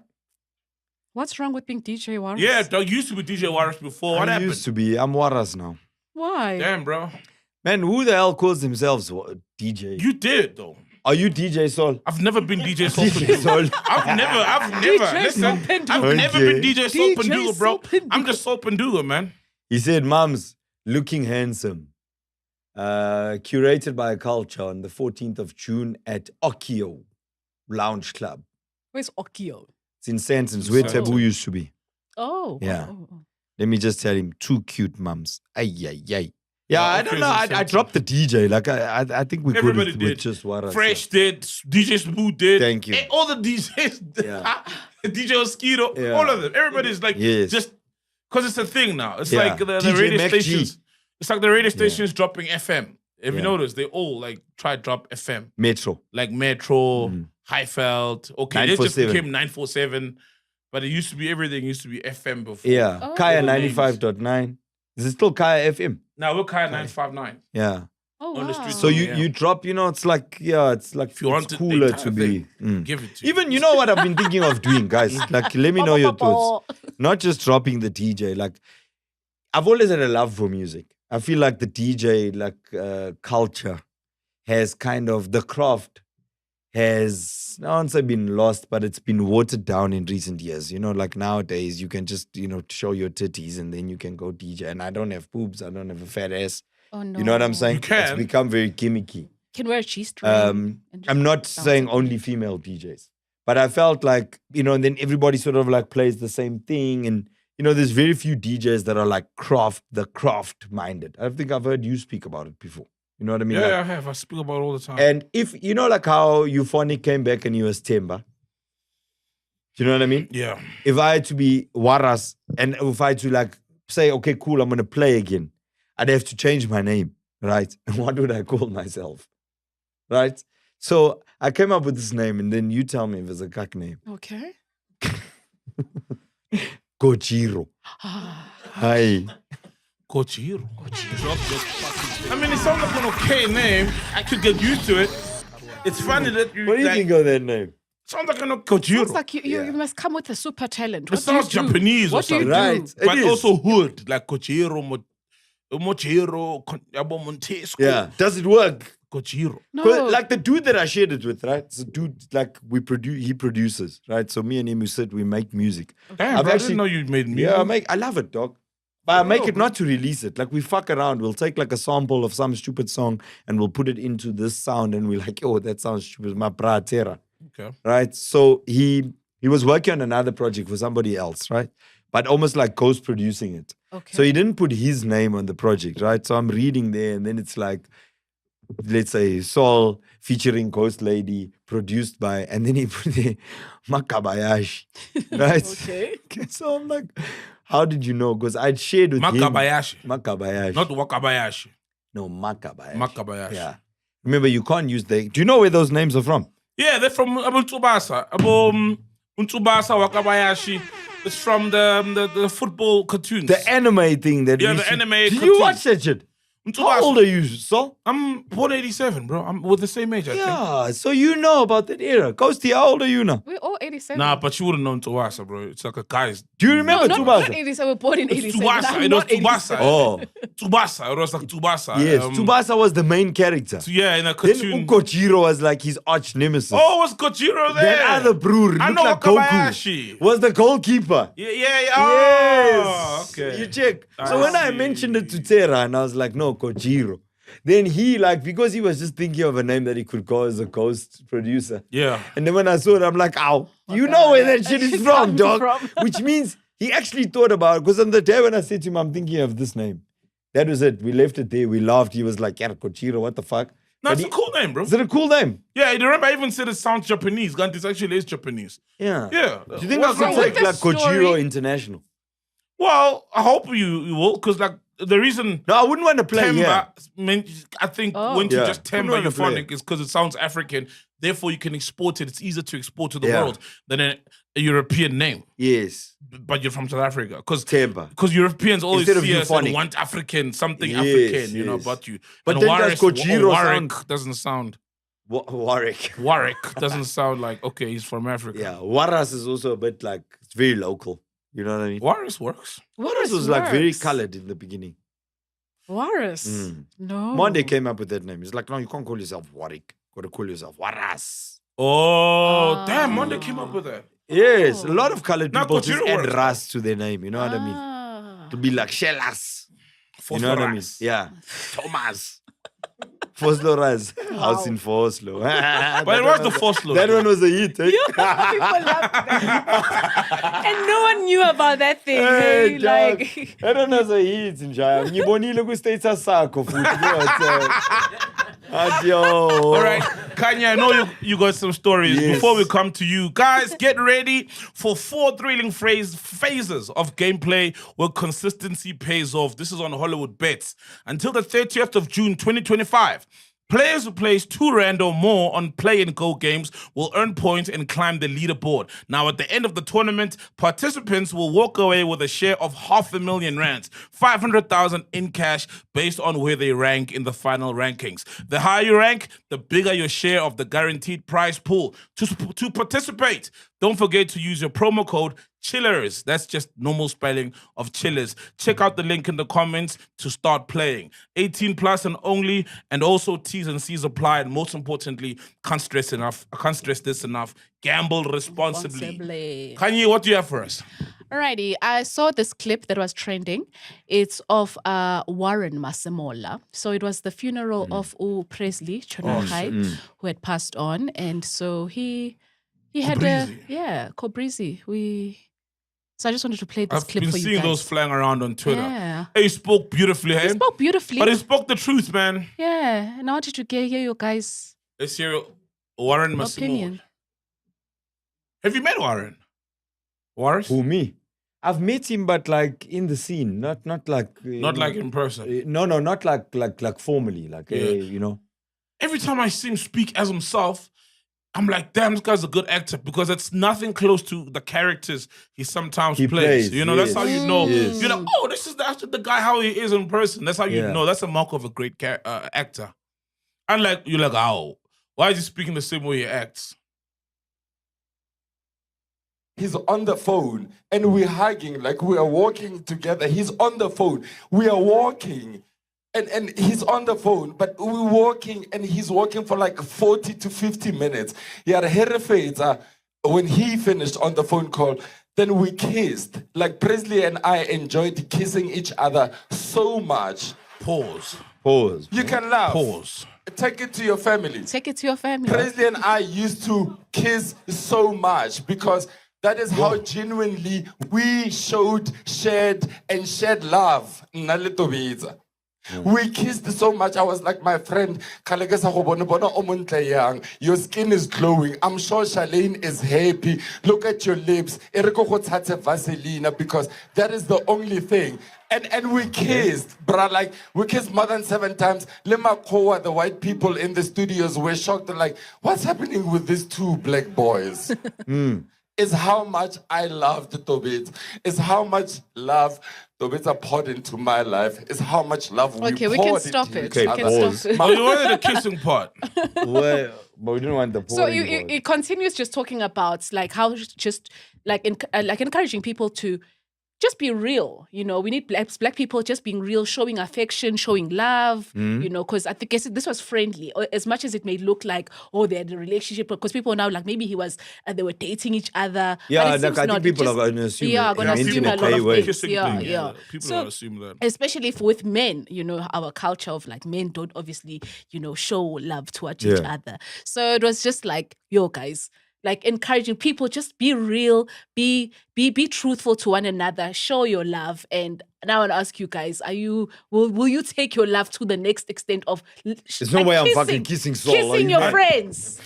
Okay, there's no way you're have a kissing me friend? or you're kissing any of your boys. Because it sounds like you are kissing the rest of your homies, just not me. No, I love you. I show you love. So it doesn't have to be okay. We are boisterous. Yes. You know, exactly Boisterous, the wow. pantry episode, right? Yeah. You know, we were fucking going on there in the shop, That was screaming, so being shouting, real, hugging each actually. other, but we didn't kiss. I'm like that, man. Also, like, I would for never context. kiss my friends, though. Yeah. Like, If Sol as a has to guy, kiss me, come if on. Sol has to grab me and kiss me on the cheek, Yeah, I'm not going to be like, what the fuck I are could you kiss saying? my hand on my friend on the On the head. But you head, still yes. kiss Love on you, the my nigga. head. Yeah. Okay. On the head, I'd kiss my Good, dude, Right, man. good. but Like, big now time. Yeah, my boys are my I boys. don't think But not like mouth, though. Warren didn't. Yeah, there's no context On the there. head, yeah, like The way you know, he's saying, and then yeah, I used to Dwana. touch him, and Well then I used to done. say, Kobisi Vaseline. Like, what are you saying? It sounds like they were kissing each other on the lips. Now, I don't know if are either of them gay.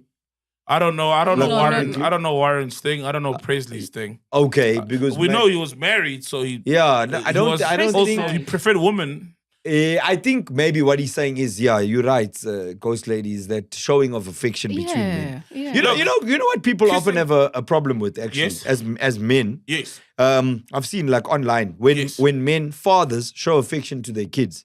If you look at like a lot of the chatter online will be like a father will be hugging his daughter or holding her, and then people are like, this is inappropriate. It gets sexualized. No. too Yes, much. it gets sexualized, and then I'm just like, no. It gets sexualized. Yes. Like, how? Okay, no, that's not. I have 3 boys. I kiss them. Yes, I'm and you actually, must. yes, I'm over. Yeah, I've you must, always bro. been very affectionate with You them. must, bro. You must. I posted this picture the other day, and my son actually put it on his. He put it on his WhatsApp Is it status. lip kiss or a cheek kiss? No, we were just like cuddling. We're laying on the couch. He's my eldest son, the big one. Now the thing is, guys, I'll tell you, parents, as your kids get older, you will have less and less of those moments Yeah, where they of You, course. hey, they'll be Yes, gone, hey. yes. They'll be Where- gone. Now, when you drop them off at school, they're not trying to give you a hug goodbye in front of their friends. You the know, moment is gone. they're like, yo, dad. You know what I mean? Yeah, Then it's the gone. moment is gone. You know, like my gone. eldest he's 16 years old this year. Yeah. He's not trying to be affectionate with his dad. You know, the youngest is 10, and already he's also starting. And as a parent, you know that this is my guy. I love my oak. Look at that picture. Yeah, I remember you posted. He's bigger than me. Mm. Do you know what I mean? Yeah. So I'll lay with him like this. Send Then- him there, You they'll know put what it the on, small bro. one will do? He'll come and he'll jump on top of us and try to get in the In middle of us so that he can between, separate, you know? Beautiful. And I find that like so cute because they like, That's beautiful. he's jealous, you know? Yeah. Yes. And for the eldest, Ethan, when the little one came along, he lost his place because now he was replaced by the Of other one. course. You know what I mean? My other son, whenever I see my other son, my middle son, same thing. I hug him, I kiss him. I'm affectionate with my children. And I feel like there's this whole thing where it's like, are men supposed to show affection to their male children? You know? They're supposed to. Yes, you must. I think we must try a different approach because clearly the fact that there's a whole public debate means that historically there hasn't been the showing of affection. Now that some guys are having it, it becomes a debate, which it shouldn't be. Yeah. And then when you look around, you know, the violence, the GBV, absent fathers, that's generally, you know, a cause of how boys have been raised. And for the longest time, it's been don't show affection. So how about we actually try showing affection? How about you actually kiss your boys on the cheek or whatever?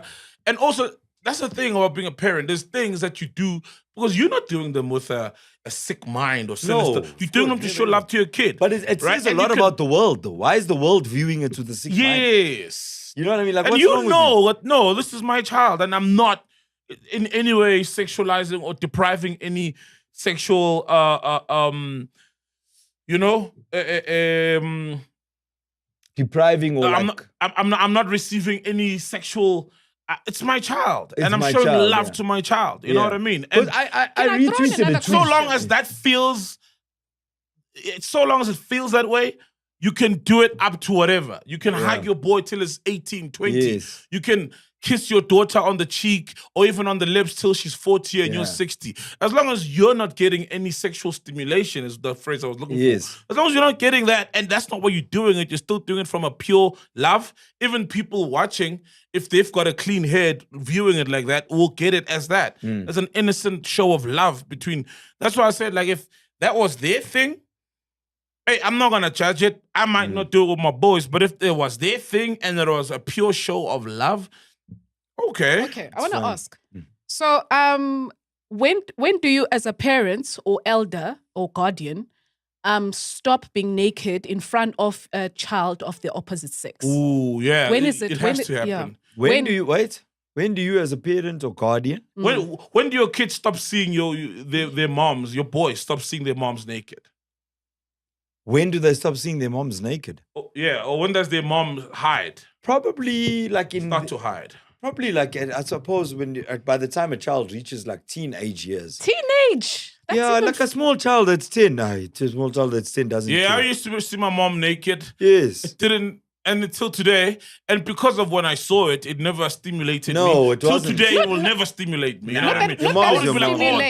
Not that for not that it will stimulate you, like just in a normal. Yeah. I think it's more. But look, some people say that it has hurt them growing up, having to see. Yeah. Really? I've seen this debate online. That some people actually react, and it's like maybe it was just seeing whether a parent naked and they were just so free around. Yeah. So some it doesn't bother them. They really don't care. You see, they can go into their teens or like even their 20s and they see their parents naked and it's like it doesn't do anything. It doesn't matter. Yeah. That's but me others, pretty much. Others it has been a very kind of like. But I think we must also get into it of how were they seeing their parents naked? Because I remember seeing my mom naked, and most of the times was after a bath or shower. But it will be those scenarios. I'm in the living room watching the TV. There is the passage. There is the bathroom, and we only had one bathroom. I prefer switching the lights off. Obviously, when there's a light shining now, it's mom passing to go to a bedroom, right? But you weren't like, mom's naked. Yeah, I was like, you know what I mean? Because you were a kid. You never really thought much. It was like the one time my daughter walked in, and I think she was like 4, right? I'm in the tub, but my reaction was but she didn't even realize anything. Then I realized, okay. There's nothing she's seeing, or she's not reacting to anything. So, and I was like that seeing my mom. I was like, you sick. You know what I mean? I was just like, I was like, because I wasn't finding it like, Damn. Yeah. So no, damn. I think you must do it. You must stop doing it when the kids become sexually aware and sexually aroused by certain things. Mm. You know what I mean? Not even sexually. I think Not sexually aroused. aware. I don't sexually aware. Well, I certainly hope. I don't think as a kid you should be sexually aroused by your mom. However, because you're sexually aware, you now identify that, this thing is that. Now when you view this other is a females, female naked body. you know this is the female anatomy. Could be a little bit distracting. Yeah, when when you're like 13 to 16, your hormones are raging, you're starting to rank, you're doing fucking sexually aware shit. Escomor, say it. Escomore, Yeah, you know? you must score more. What did you Don't score score for the less. first thing that you... Huh? What did you score for the first time you scored? Was a girl in primary school. I remember first time, but it was in my uncle's house. First time I ever scored. It was a girl? It was in You the just tub. drew it from It was in memory? the tub in my uncle's house. No, yeah, I drew it from memory because there weren't phones then. But there was a girl. I forgot even her name. It was magazines. Wow, yeah. She caught me. Didn't I guys realized use how sexy magazines? she was. No, I didn't. I'm telling you, the first time I scored more. Oh, yeah. okay. It was literally from imagination, a girl. In high school, I think in primary school, I realized how sexy she was. And clearly it was the weekend I was meant to score more because it was coming. But then I realized... Of course it was. Wow. Oh, come on, man. You know? And yeah, it was from memory of a girl in primary school. Yeah. You know what goes on the sex and the legs. That's normal because you weren't like drawing on memory from the first person you'd seen naked, which would naturally be your mom. That was messed. That would be messed. If you are lighty and you're watching this and that's where you're drawing from, you've got problems. You need to consult with your parents as soon as possible. But isn't there a phase where boys find their mom sexy? Not that they want to shag their moms. I don't know. I've heard something like there's that. a disorder of some sort where, and vice versa, where moms are attracted to their boys. What? There's also these stories. Have you seen like, I don't know if it was in England or where, fact checker will verify, but like, or in America, where this teacher was having sex with her students who were like between the ages of 14 and 16. Whoa. And she was in her 20s, but her fixation was... Young Even boys. remember But the one let's be real, when remember the we were one at 14, you the did private wanna- school in Cape Town? Rocket teacher. That was rocking all the boys, all the grade 11 matric boys. Yeah, that thing was busy, boss. Remember, a few years ago, I think it was a teacher at Bishop's. Yeah, I stand corrected. Fact checker, you'll verify. You know, when I hear stories like that, And she was fucking hot. Eh? The teacher was blazing. Can I be honest? When I hear stories like that, right? Yo, why didn't she teach me? Yeah. But what do you think when you hear stories like that? What do you Because think? you were 14, you also wanted to rock That's that the particular thing. teacher. Yes. You always, and you are hoping that it can be real, Yo. right? When you were scomoring, you were thinking about it. Yeah. Or looking up the stairs after coming back from break. So I caught a friend. Well, this is getting a bit deep. Jesus. Oh. I caught Sive. And Sive here, I saw Sive at, I think, Hurricane a while back. You know, Sive did that, right? Yeah. So there was one teacher. So with me, it happened by mistake, where you're walking up and you're like, and she used to wear short things, sort of, and stockings. And then I caught Siva doing it. Like waiting for the teacher to go up, like as we were walking. Yeah. And it was not like waiting, it was like, okay. It was like, I'm going to slow my pace. Yeah, then I caught Siva doing it, and with the biggest chuckle ever. Yes. But we didn't do it again. I didn't, at least, you know. But like, I was We like, believe you. You fucker. But once you figured it out, now you know where to stand at break time. It's like, So it's very wrong to sleep with your students as a teacher, you know? Because I'm thinking about it, if it's a female, I don't know how women are or girls are at 14. I know how a boy is because I was once 14. It's very wrong. But also the boys who are 14 could be chasing relentlessly. What do you mean chasing? Because there's boys who are like the teacher or hinting or flirting with the teacher. Or even looking at the teacher. But the thing is, because also Ruling and shit. the same 15-year-old kid could be hitting on a 21-year-old outside school. And they say the teacher is 22, 23. But because of the defined roles of the classroom, Yes. it's automatically like a no-go. It's a no-go, but that makes it more alluring. And you hear even of girl students who'd hit on the teachers as well. It's like literally, they would be doing things purposely so the teacher sees them. Yes. Well, how are girls at that age? Are they similar to boys? Are they also like, hey? Yeah, because that's what I said. Yeah, How it are just girls depends, at that age? yes. There Because at was also 14, girls- boys Boys are aware. are and they're aware and they scomoring, yeah. want. They are aware and they want and they try. And I think, they try girls, to maybe at that age they with the flicking their stats beam. that you see now, how you see even younger girls getting pregnant. Because I remember that recently there was some stats of how many kids at school, and these are like kids between 10 to 14 had babies. A lot of kids that was. But a lot of those could be like pressure, rapes, etc. Not like just a 14-year-old saying, "I want sex." If we take off the rapes, if we take off that, Okay. But how are girls in your age? When you guys were 14, did you have sexual desires that you would pursue even? Not really. Because you would be pursued on by boys. Girls, it's like maybe it's more like a minority would be like, those two girls compared to the other 15. It's like, we're not there, but those two are already sexually active and they like it. Well, and you hear stories. Ghost Lady at that age, was a girl who went on to become a wife. You see, we know her now. You mean those two girls who went on to become whore bags? They were easily identified. Did they become hoes at the end? I didn't catch up on them. I don't know. There's an Afrikaans saying I was introduced to by this other like a granny, They would say, Nieman says oorag.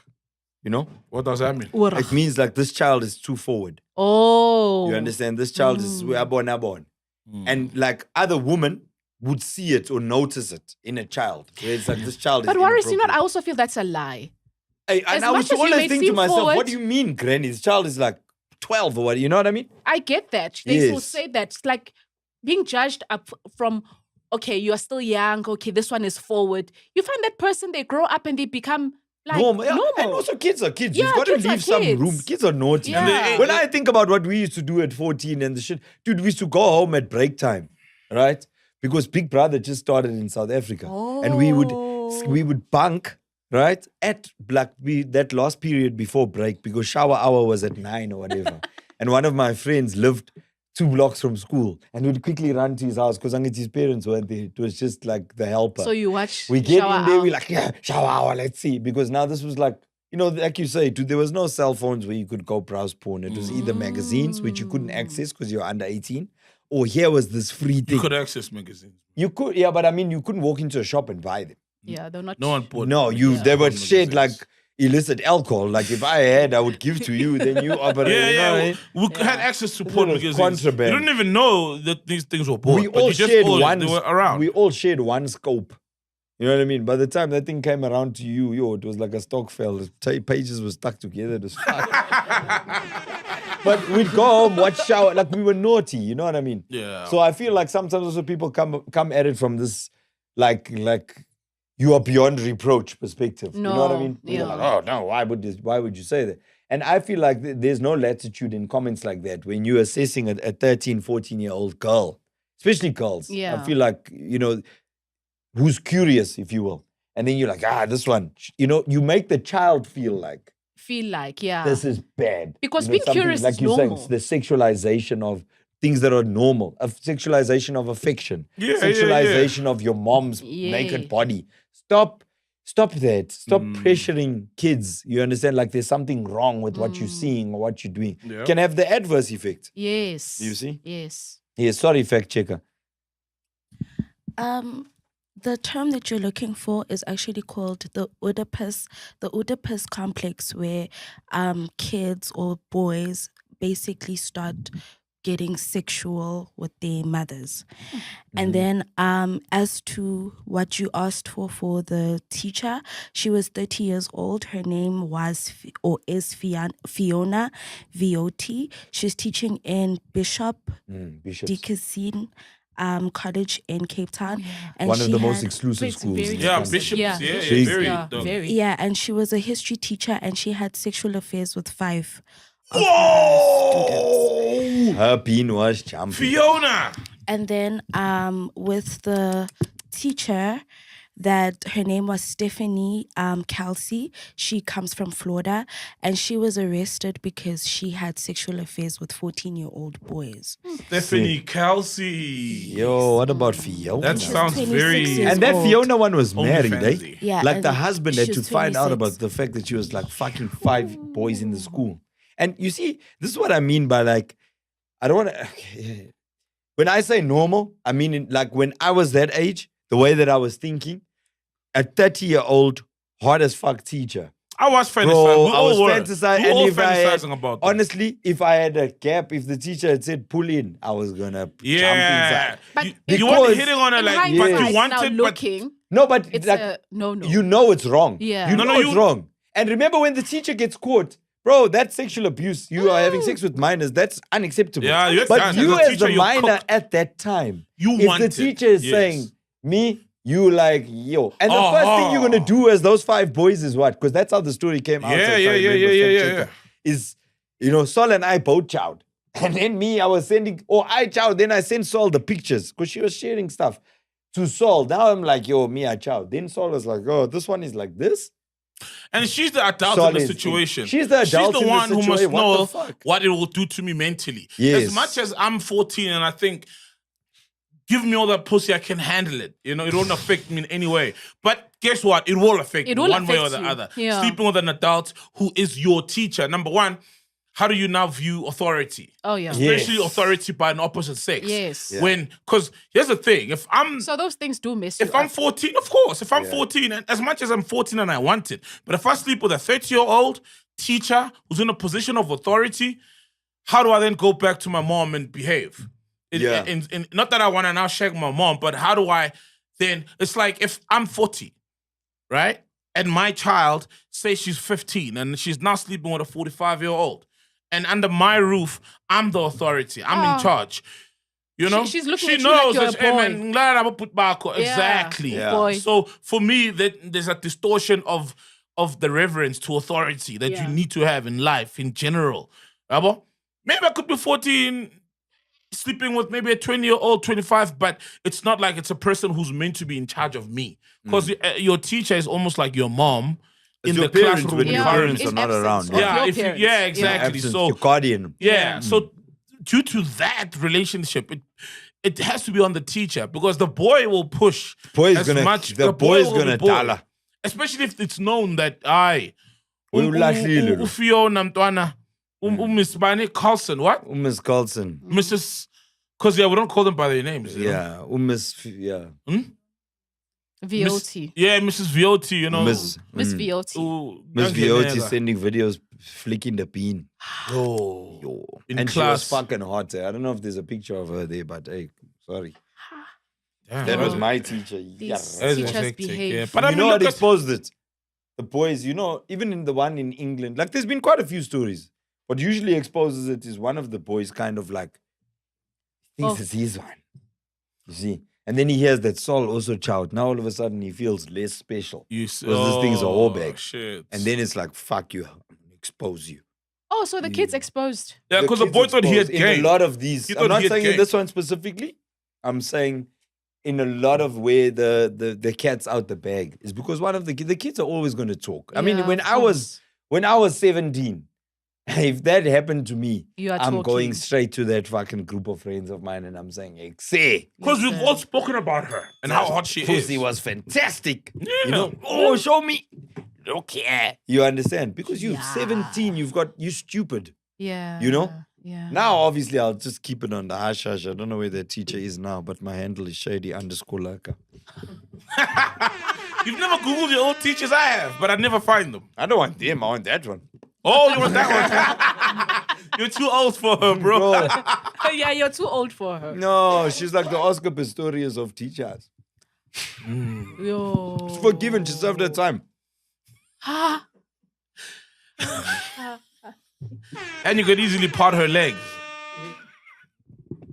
As the Oscar Pistorius of teachers. Okay, let's rein it back. Sol, What else do you have? Can you? let's wrap it up. Aye, Do you know okay. do you know how far we've gone? Mhm. I mean, how long? How far? We're an hour 45. Bro, you said you Oh, want we to have talk time about. for one more story. You said, but I've been waiting for you to bring up. You said you want to talk about the cop who had a trance in his room. Which one? Oh, yes. You said you want to talk about you that. forgot your story. You forgot No, your story. no. I saw the story Yeah. separate to what we discussed earlier, where Yeah. they were interviewing the guy, not interviewing him, like the news cameras were there and the guy was now being arrested. Basically, but because it's in America, I think it's actually in California or Florida or whatever, it's one Let of me those check. states where this thing is like protected. The cop, he happens to be a cop, but he was off duty, he was out drinking, having a nice time. He met up with a chick there. He left the place with the chick, and when he got back to his house, he discovered that the chick is actually a trans woman. So meaning she still had he a took penis. home a biological male who had transitioned to a trans woman. But not fully. Well, still with all the equipment. And when he saw the equipment, Yeah. he didn't even hesitate. He switched up. He said, "Wah!" And he beat this person up. Whoa. This person managed to get out, call the cops, whatever. But now it's being viewed as he beat up a woman. Angit? Because remember, in California, of course, it's GBV now. It's GBV all of a sudden. Damn. But technically, this was a man who happens to be straight, completely straight. Straight as in only interested in biological females, right? Who was duped into what he saw as a biological female. And then when he found out that it's a dude, he lost his shit. You understand? I don't blame him. Neither do I. But the problem is because of this ideology, the guy is now being fucking super cancelled because people are like, how could you hit a woman? And he's like, yo, he didn't hit a woman, guys. He hit somebody who was not clear on their identity with him. And also, he shell at her under false pretense. Well, it was under false pretense. Let's be real. It was under false pretense. The way the thing was packaged for him, he thought it's a woman. And he presented himself to be a woman. Yes. You know, whether he identifies as one and can be considered as one. Yes, cool. he was from Florida in the US. Yeah. So they're saying he got drunk, okay? I think, and he brought this woman to his apartment. Then allegedly he got pissed off because obviously the woman presented as a male, and he ended up beating the woman after discovering that she had a penis. He has been cleared of all charges now, and he denies. Well, obviously, I even saw in the exchange he was like, "No, I never hit her. And they were like, "Yo, dude, this person's face is bleeding." Oh no! You know, beat him up, dog. Yeah. Beat her up. You see, even just telling the story. Nah, man, but she wasn't fair because here's the thing, right? You're presenting yourself as a woman. You are falsely presenting yourself.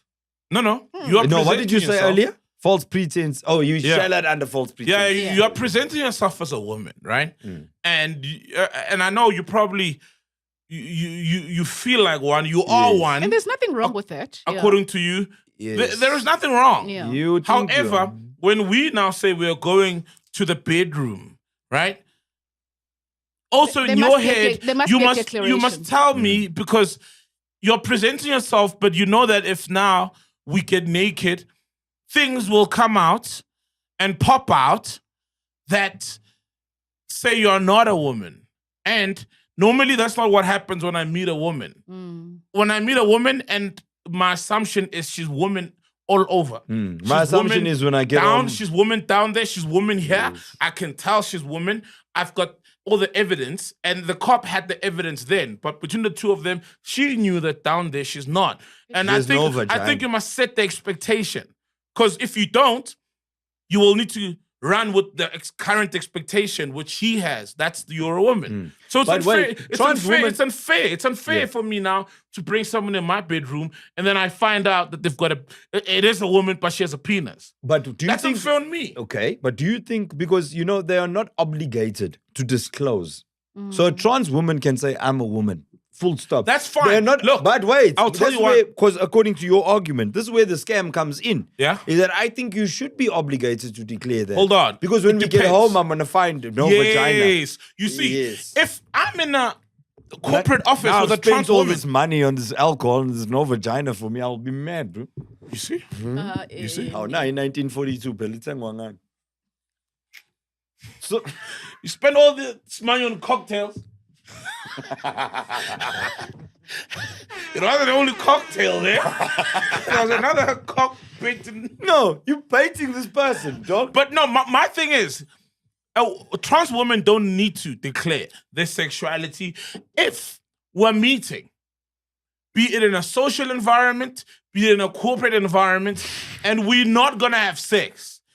If we're in a boardroom and they're like, it's a bloody it's a board company merger, and there's these new guys from this company, and a fine lady who's gonna make a presentation. She doesn't need to. Hey guys, regarding this merger, before I get there, I'm actually not I've got a penis. No, you don't need. No. There's no need because for that. We're not. Yeah, but it'll fuck up the board meeting and say, "Oh, is it right? Okay. Yeah, we're changing this meeting. Hi, me too. Let's have a different meeting. But yeah, so if that's the case, or even if we're meeting at Kanye's birthday party and there's a trans person that I so happen to meet, cool. You good, Shapu? Hi, my name is so-and-so, you know, whatever. And obviously... No need for declaration there. In the conversation, you'll hear that, oh, she's female, you know? If you haven't noticed. But if you've noticed, then cool. But if there is an end goal and we both know that I want you and I've shown that I want you sexually and you've agreed to give it to me, at that point, you must declare.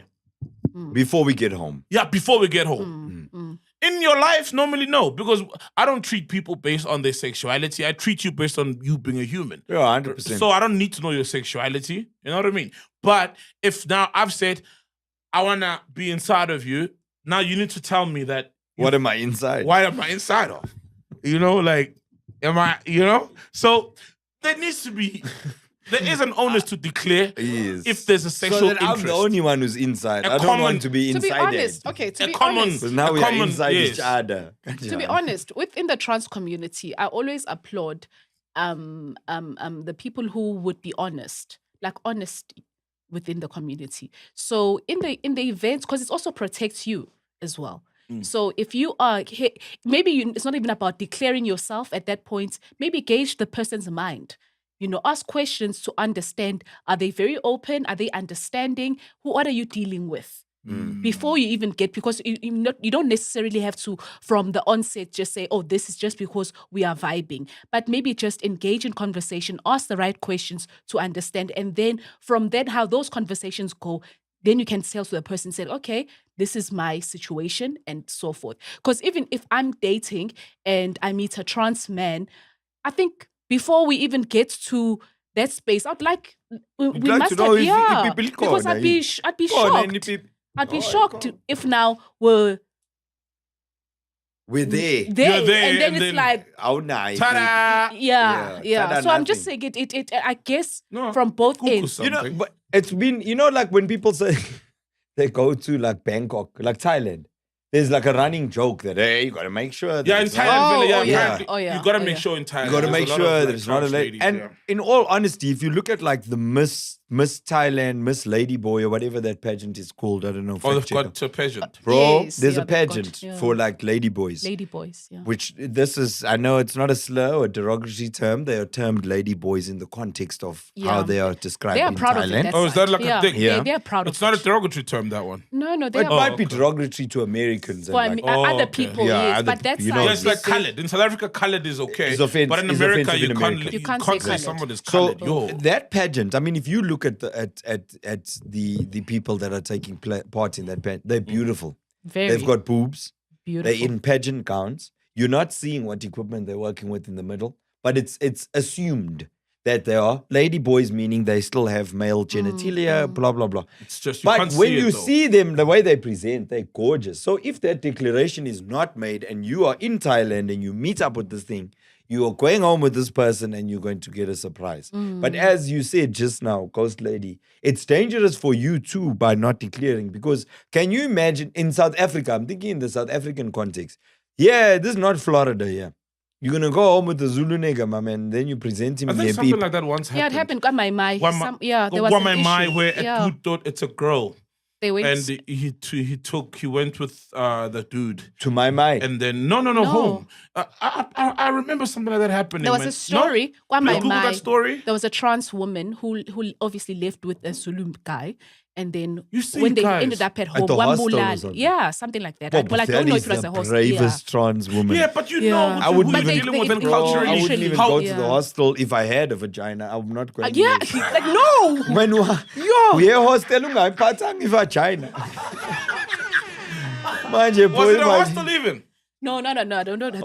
But look, what's got my mind, we don't know if it was a Zulu guy or not. But I remember that story. I mean, we can put two and two together. Nah, everybody goes I'm to joking, these days. But like, my thing is, you gotta read the room and be like, because you're putting yourself in danger now. Big time. Be honest. You see, consent.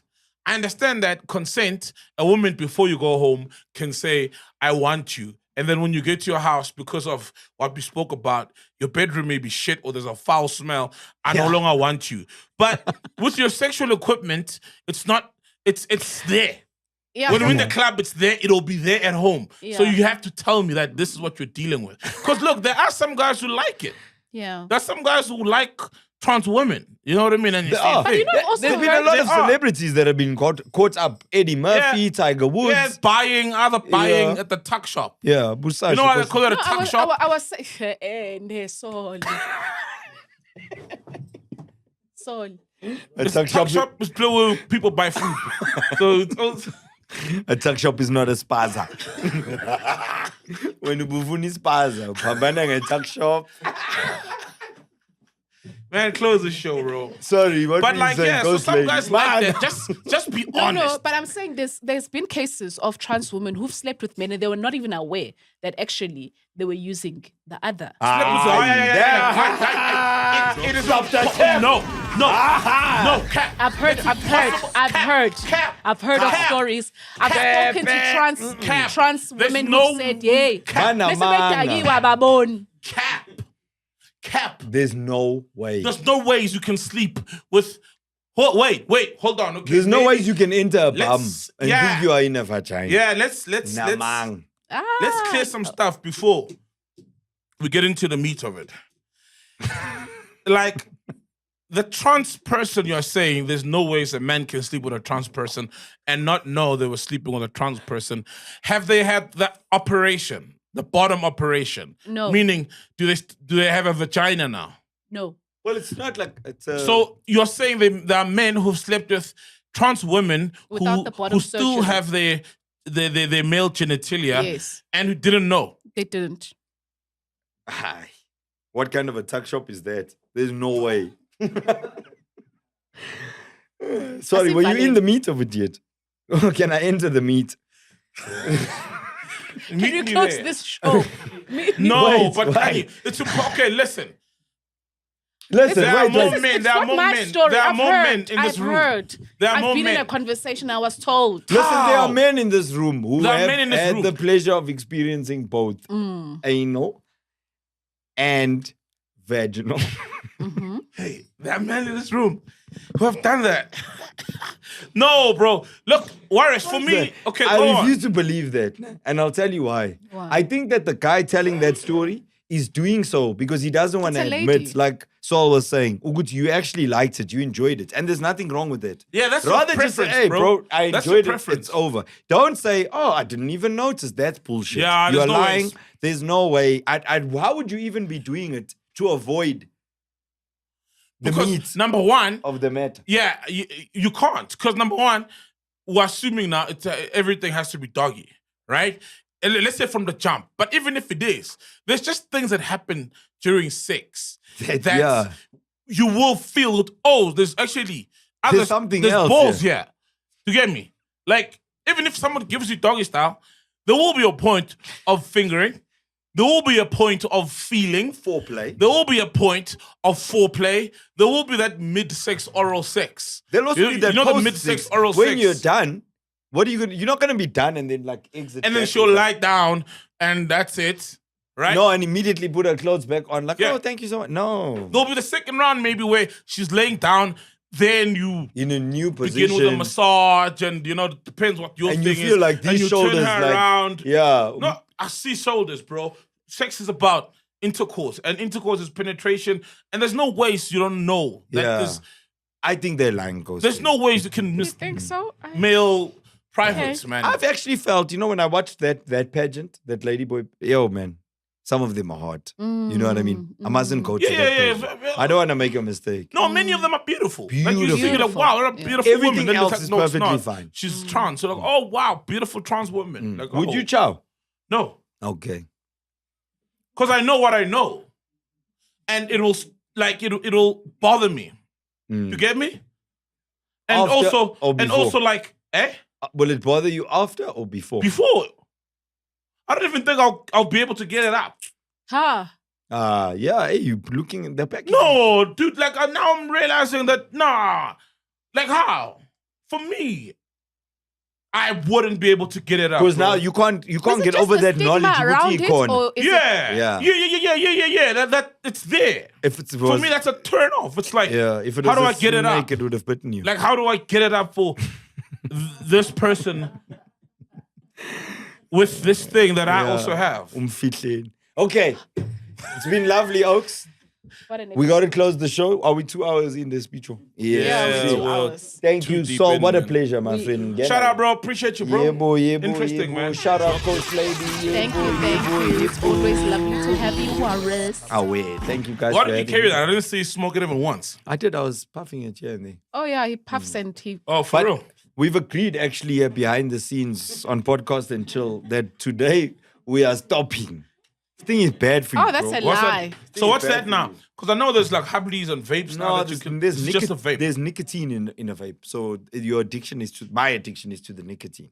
So like I smoke it, but it's almost become like I can't actually put it down. It's just in my hand. Like you said, I've been holding it the whole time. Yeah, you entered with it. And then when I smoke it, I'm just like... Then you get that hit. People was asking me, where do I keep it? When I sleep, I'm like next to the bed. Yeah. Oh, really? Do you do that? Bad, dude. So your boys see you do it? They do. And my son actually asked me, he said, Dad, I need to speak to you. I thought, this nigga's going to... So if you don't like doing alcohol... He said, I've decided I want to try vape. I said, decide something else.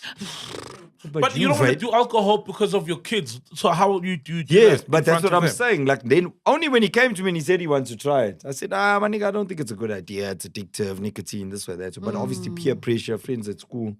He never ended up trying it. I've got very, very good children. My kids are you sure? My lighties know. They'll rather come to me and ask first. His friends are watching this and laughing. Who? His friends. His friends are watching and laughing. They're like, they'll know me. He'll tell them. My dad will show you something, man. Got to be that dad, you know what I'm saying? Yeah, so, bro. Well, that's nice of him that he actually came to you and asked you for your permission. Yes. That is kind of That's like, the relationship I'd like to have with my kids. They must Kids be able must to have come. the kind of relationship. Yeah. Once he called me, it was with like cousins, like my cousins' kids. And he was like, oh no, he's going there. All the cousins are going there, whatever. And I drove all the way to go drop this nigga at this family function. And then I was all the way back in Melrose watching. It was during the Rugby World Cup. So as I get back, I'm like, tuning in there in that fan park. I'm not even 5 minutes into the game. The man calls me. He's like, hey, Dad, I think you should fetch me. I'm like, I just dropped you, guy. But because we've got that thing, I can't say, nah, I'm not fetching you, fuck that. Because I've always been the one to say, hey, check here, you phone me, I come. That's it. So I left the Rugby World Cup quarterfinal, or whatever match it was, and I drove all the way back to go and fetch him because he sounded concerned. I'm like, what's up? He didn't elaborate on the phone. Then he was like, nah. The cousins brought friends, and now the friends and the cousins, they're talking about like wanting to go smoke in the park. And I don't want to be around that. So I said, you don't have to go and smoke. He said, no, we are together. We are a clique. So even if I don't smoke, if all of us go and we come back and Saul is smelling like cigarettes, I'm going to be in trouble by association. And you'll be uncomfortable the entire evening. Exactly. I'm not. And then they're going to tell you, then I'm fucked. And I'm looking at how fucked I'll be. I don't care about how fucked they are. Me, I'm going to be in big problems if uncle calls you and says, these lighties were smoking. Exactly. I said, good man. He's right. He thought out. Yes. So anyway, I got to stop vaping. But yeah, thanks. That's how we close the show. See you next week. We'll see you next time with your vape. Yeah. Bye. Take it easy, but easy. Take it home. Closer and closer to the uncancelable 1 year anniversary. Yeah. It's this Saturday, so yeah, it's going to be amazing, man. I can't wait to see everybody. Victoria Yards, right? Victoria Yards, 1st of November. Tickets are almost sold out. Also, we've got pre-order uncancelable merch. If you want to come there, rocking some uncancelable merch. Kaya Dlanga is going to be joining us on stage. Oh, Kaya Dlanga. Yeah, he's an author, isn't he? Now he's got some books, right? Yeah. Oh, wow. Yeah, it's only authors on stage, man. That's why you're not there. Oh, yeah. Oh, shit. Well, hey, man. What can I say? I've never written a book. You got me there. I don't have a clever comeback. I don't have a clever back. I don't have anything. I've never written a book. Yeah? No. I take bookings. Exactly. Yeah. I take bookings. If you not a book launch. launch, but bookings. So launch me your bookings. If you were to write a book, what would you write a book about? My life, bro. Nah. My life, And man. you've got a crazy story. Yeah, I got stories for days, man. Every day I find myself telling somebody a story. And I'm like, oh, fuck, yeah, there's that story as well. That'd be a good book, man. I'd read that, man. Yeah. Would you go into detail, like, you at 5 FM sleeping in the studio? I and would, shit like sleeping in a taxi. I want to sleep in a taxi, bro. Yeah. Yeah, I would. Yeah, definitely. Yeah. Wait, a traveling taxi home on your way home? No. Like, waiting. So I was sleeping, waiting for the taxis going to Jersey to be available. Wow. Right? And if I left my house, because there's no taxis at like 4:30 a.m. And there were no Ubers back then. You know? And I didn't have enough money to even rent out a car from somebody else. Okay. So then I had to like go to the rank, because actually, here's what happened. I was going to withdraw money to go to work. My card now was gone and stuff. And I met somebody. I remember this very well, because I remember thinking, so I was talking, so this is how I told somebody the story 2 days ago. I think we're talking about drugs and the damage they create, you know? And then I remember charging and then thinking to myself, have I ever been in a situation where drugs were taken or I was offered drugs? And it happened once. So this is how it happened. Now I'm going to withdraw money to go to work, right? And bumped into, this was in Forster, Chris Honey, bumped into a dude I know, rapper guy. So he's like, don't worry, my nigga will take you, to work. I'm like, oh, okay, this is how much I have. Is it enough? Like, oh, yeah. It was not enough to hire a car, but he was like, yeah, that's fine.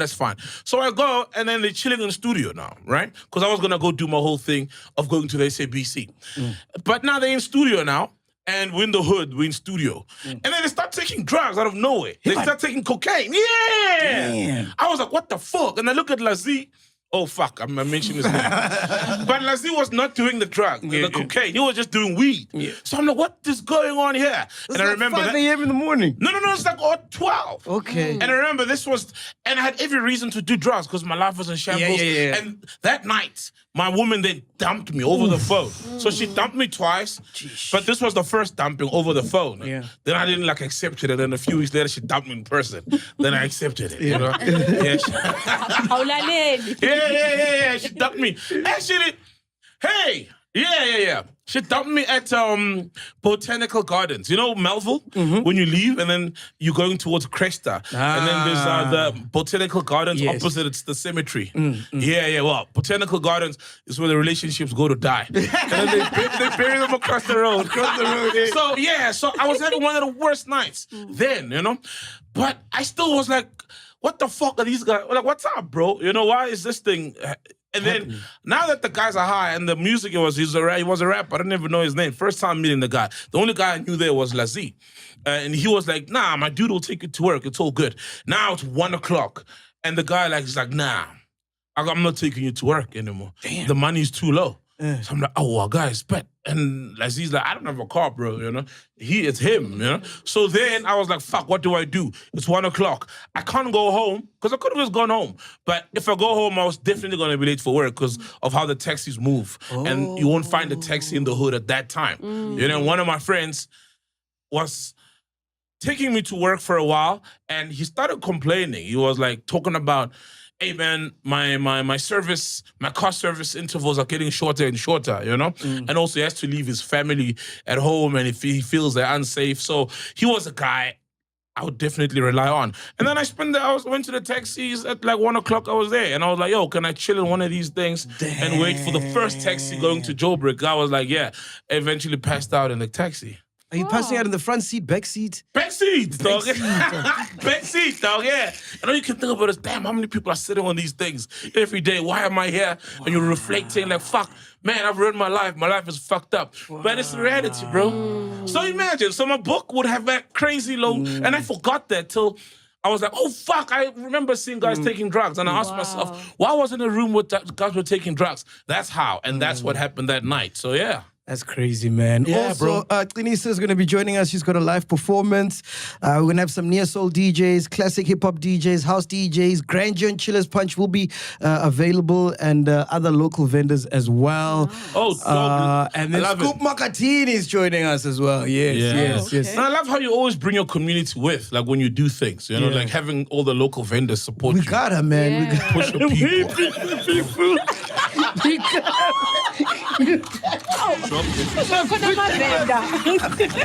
Local ones. But they're not the international ones, the local vendors.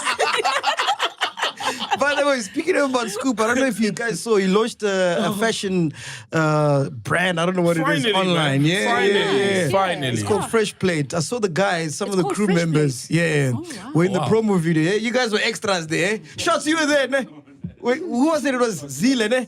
Zinhle, Tahi, PD Jokes. Okay. Finally, we'll play the promo at the end of the show so you guys can check it out. Finally, because Scoop has been like a fashion-forward guy, you know, like who does things differently. It's anybody can win a GQ Best Dressed by just being decently dressed, wearing nice suits, etc. But Scoop has always been very unique. Weird, unique. I mean, remember he made the whole going to Tunusa sale thing cool. Oh yeah. Thrifting. Yeah. He made it cool, when everybody looked down on it. Yeah. Didn't he start MacG? Or he was one of the founding members? No, he was one of he was like, I think, a close friends of MacG because I know. No, he started. Nkosana was there. I know Masande as well.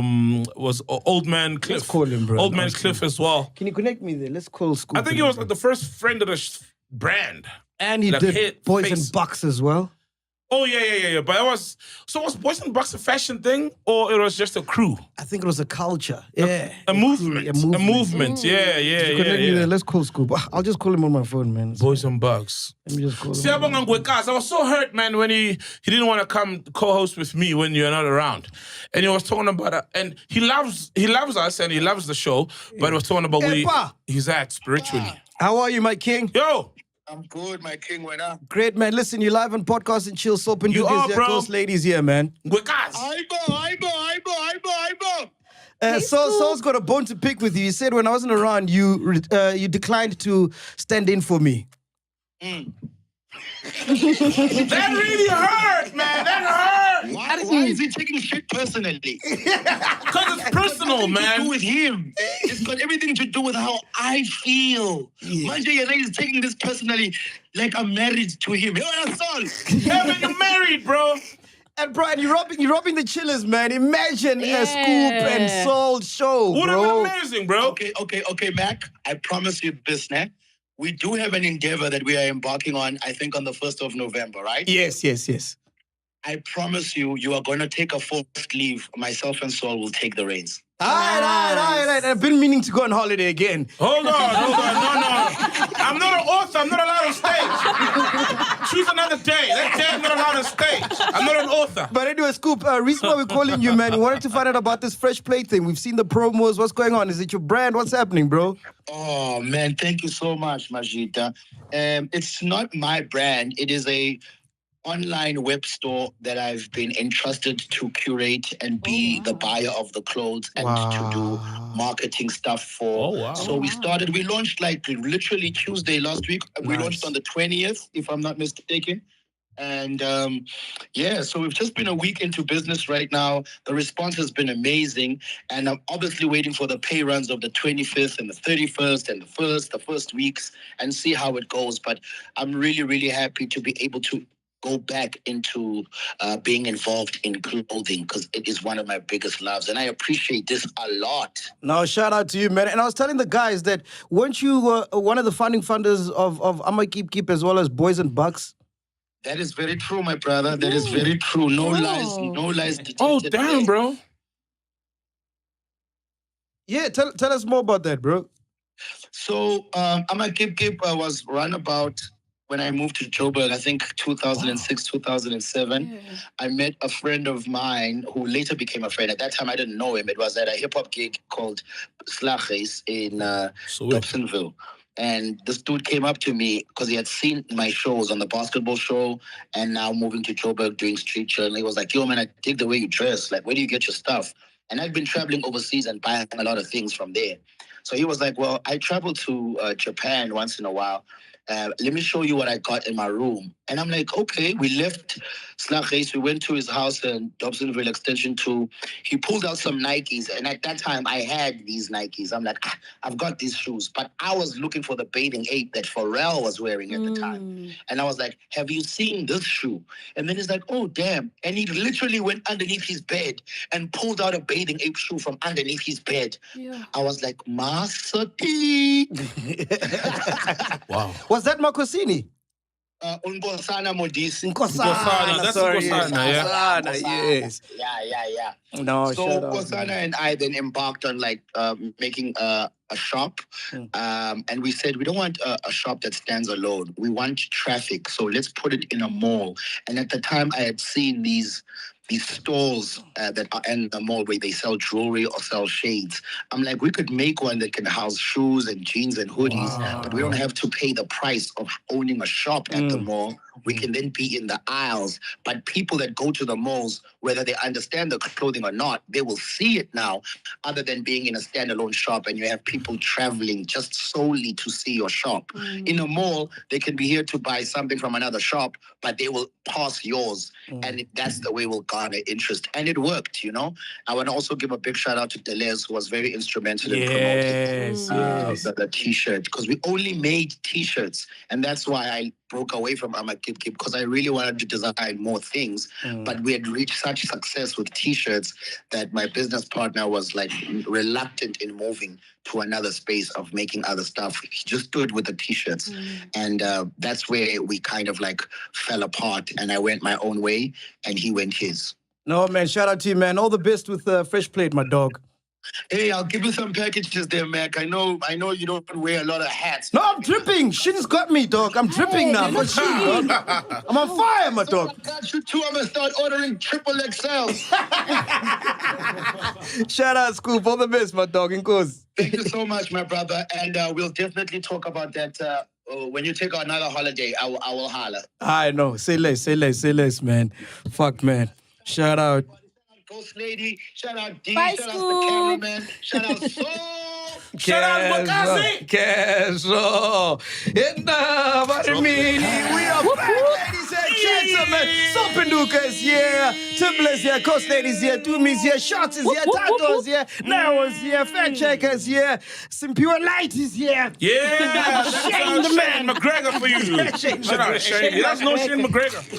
You know Shane McGregor. I don't know Shane McGregor, man. He's new. This 2000s, man. Bro, I don't know if you guys heard about this. Did you guys know that apparently women cheat more at bachelorette parties than guys cheat at bachelor parties? No way. No way. Kid you not, bro. No way. I kid you not, bro. For real? Yeah, dog. I was chatting to a male stripper, like he works in this industry and whatever. Yeah. And he was like, man, the shit these women do at these bachelorettes are wild. Are you serious? Yeah, and I can believe it, because women are generally wild, dog. They just hide it better. Yes. Women are as wild as men. But I didn't know that you guys were getting... My woman is not allowed to go to a bachelorette party. And then when are you going to have a bachelor party? I'm not really... I'm not really excited. I'm not going to have a bachelor party, man. Your friends are going to take you to the club. Then you nah. Did you have a bachelor party? No, I've never had a bachelorette, sorry. I've never. Yeah, man, I always thought it's like white things, bro. I never had a bachelor party. No, it's very you didn't look at the last dance with your chains, the last... No. You're going out now, you know? No. You're crossing over to the other side. No. No, some people are wild like that. They get, and it depends on the kind of friends you have. So at that point, I didn't have Anyone here been to a bachelorette or bachelor party?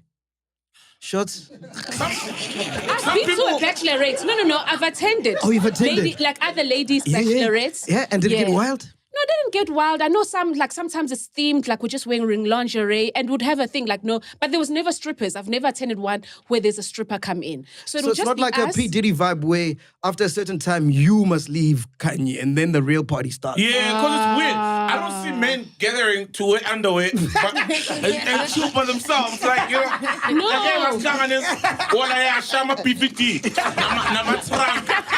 You know, I'm the girls one. I'm a Vasco da Gama. Just appear and look at one another and sing and dance. No, with girls it can be very fun. It'll just be all girls. Maybe someone comes with what is it? Your sex toys. So then there'll be a whole display of sex toys talking about sex, and then we advise one another. It's educational. Yes, very educational, yes. You see things. Girls will explain, like try this position, do this, do that, do this for your man. Yeah, it was that kind of vibes. The bachelor parties I've like. Because we see that. But there's always a scorer with baby oil on himself. No. I've never attended one and then a male stripper arrived. No. Because with gents, I've heard with gents, it's either sometimes they go to a strip club. Yes. And then they book like the private section. Yes. Where it's like the party room, right? And then there's guys there. And then obviously the one not paying who's getting married, our groom now is the one who's got dibs on all the girls. Yes. But everybody gets to get a girl, but dibs are on, or sometimes it gets like a threesome or foursome with 3 girls. You know? No. No, guys, come on, don't act like, why are you acting surprised, Tawang? You don't know this? Like strip clubs literally have private rooms for bachelor parties. And then sometimes guys will just book girls and strippers / prostitutes. Why are you acting innocent? I've never had a bachelor party. No, okay, but you haven't attended. No, I've never been invited to one. You need a bachelor party because you're trying to get that thing out. So if you don't have a bachelor party, it means you're having something that looks like bachelor parties while you're married. Throughout. You need to get that thing out once and for all. Trust me, I got it out in my 20s, man. I got all of it out. You got all of it. Yeah, true. Yeah, I know it. Niggas even had condoms. Like you even had condoms. Not so much you were getting it out and keeping it. Like... So yeah, fair enough then. But most guys they think they're getting something out. I don't truly believe it gets out. It either. Yeah. It's like trying to eat too much because maybe you're not going to be eating for the next week. It's going to eat in 3 days' time, in 2 days, in a day's time.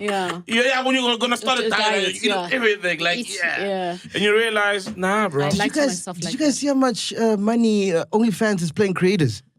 Hey, how much? There's money. It's crazy. Bro, there is. It's sex. Sure. Apparently, OnlyFans surpasses $25 billion in creator payouts since they started in 2016. The London-based platform OnlyFans has officially paid creators over $25 billion, cementing its place as one of the top-paying platforms for online content. According to reports, South Africa ranks 20th worldwide in active creators with about 930 local accounts as of September 2025. However, despite growth, South African creators face challenges including banking restrictions, high withdrawal fees, and lower subscription rates compared to global averages, which is the same with like YouTube. We get paid less because we're in a different country. And like if we're in America, from that income. Starters like fuck content creators were coming for you. Yeah, but I saw that the challenge OnlyFans is seeing is that it's mainly marketed as like sex, like most like. And that wasn't the initial idea or business model, right? Yes, it was just for people like creators, for creators or musicians to allow their fans, OnlyFans, to have a back office access to how they do. Yeah, so I go, and I show you me making a song, for example. You know what I mean? And people were paying for that. And I know the family was not happy because it is a family business, and they weren't happy with them getting the sexual thing happening on their platform, and it became, majority about the sex. But generally, before you'd hear like, "Oh, bro, yesterday I was on the Pope's OnlyFans," and yeah, that's what it was meant to be like. Like, I was on the oh yeah, did you see Cyril's OnlyFans? Oh yeah, sorry, I'm a poster's OnlyFans and Big Taylor's OnlyFans. So that people just have exclusive footage of them not having sex, but just chilling. Oh, it was like was behind the that the scenes plan? thing. Yeah, that was the whole plan Because initially. right now, if we say, all right, guys, we're leaving YouTube, we're going to OnlyFans. Oh. People will think we're going to be pounding we're each other. clapping Yes, cheeks yeah. now. Like, whoa. Yeah. The fuck? You know, like, hey, there's an But yeah, that's what it was for. But then people noticed that, oh, actually, I could bring people into my bedroom. And make more. And make more. Just drop nudes, drop videos, twerking. And then somebody else was like, oh, fuck. You know, and then that's how it got to be. Then the next person said, oh, fuck too. And everybody was fucking. And then that's how OnlyFans became OnlyFans. It was never meant to be a sex website. Hey, who are these 930 people that are on OnlyFans, man? Bro, but I've been noticing there's a big number that's growing, like in South Africa. It's there. It's like, big. you know, like random, like you'll find a girl on Insta and then it's like, how? OnlyFans. Oh. And you're like, how? Yeah. So you've got the OnlyFans app. No, I don't think I do. No. Is it an app? How? No, for real. Good question. I thought it's a website. I don't even know. No, I don't have. Why the fuck would I have that shit is free. Twitter forces you to see the OnlyFans porn these days. You're scrolling and then there it is. Hey, Clapping. on Twitter. Some people even put it up as their WhatsApp statuses now, bro. Yeah, people are shameless. Hey, dude. Like, people are shameless, but like you're hearing, it's 27 billion being paid out, you know? So people are just trying to earn a living, you know? Let me see if that post is still up. There's that guy that we interviewed in Nigeria, Big Slim. He posted... so in South Africa, we've got the highest number in Africa, clearly, of OnlyFans content creators. Big Slim. He posted some porn. I'm like, why would you put porn on WhatsApp, bro? And then you get guys, Here we go. Look at this. This is what he posted. So this is his porn. I don't know. But it's the Nigerian guy. Remember Big Slim? Who was with me in Nigeria? Remember Big Slim? Look what he posted, dog. And Spear. A few hours ago. Look at that. All right, man. Can you see that, dog? Why would this guy waiting do this one? This is a girl getting head and giving head, and she's got white stuff drooling. Let's see if we can play down the sound. The side of her face on the left. Let me see if I can play the sound. What the fuck, bro? Yeah, bro. On WhatsApp. So what about his kids? What about his family? And these Nigerians move weirdly, man. See.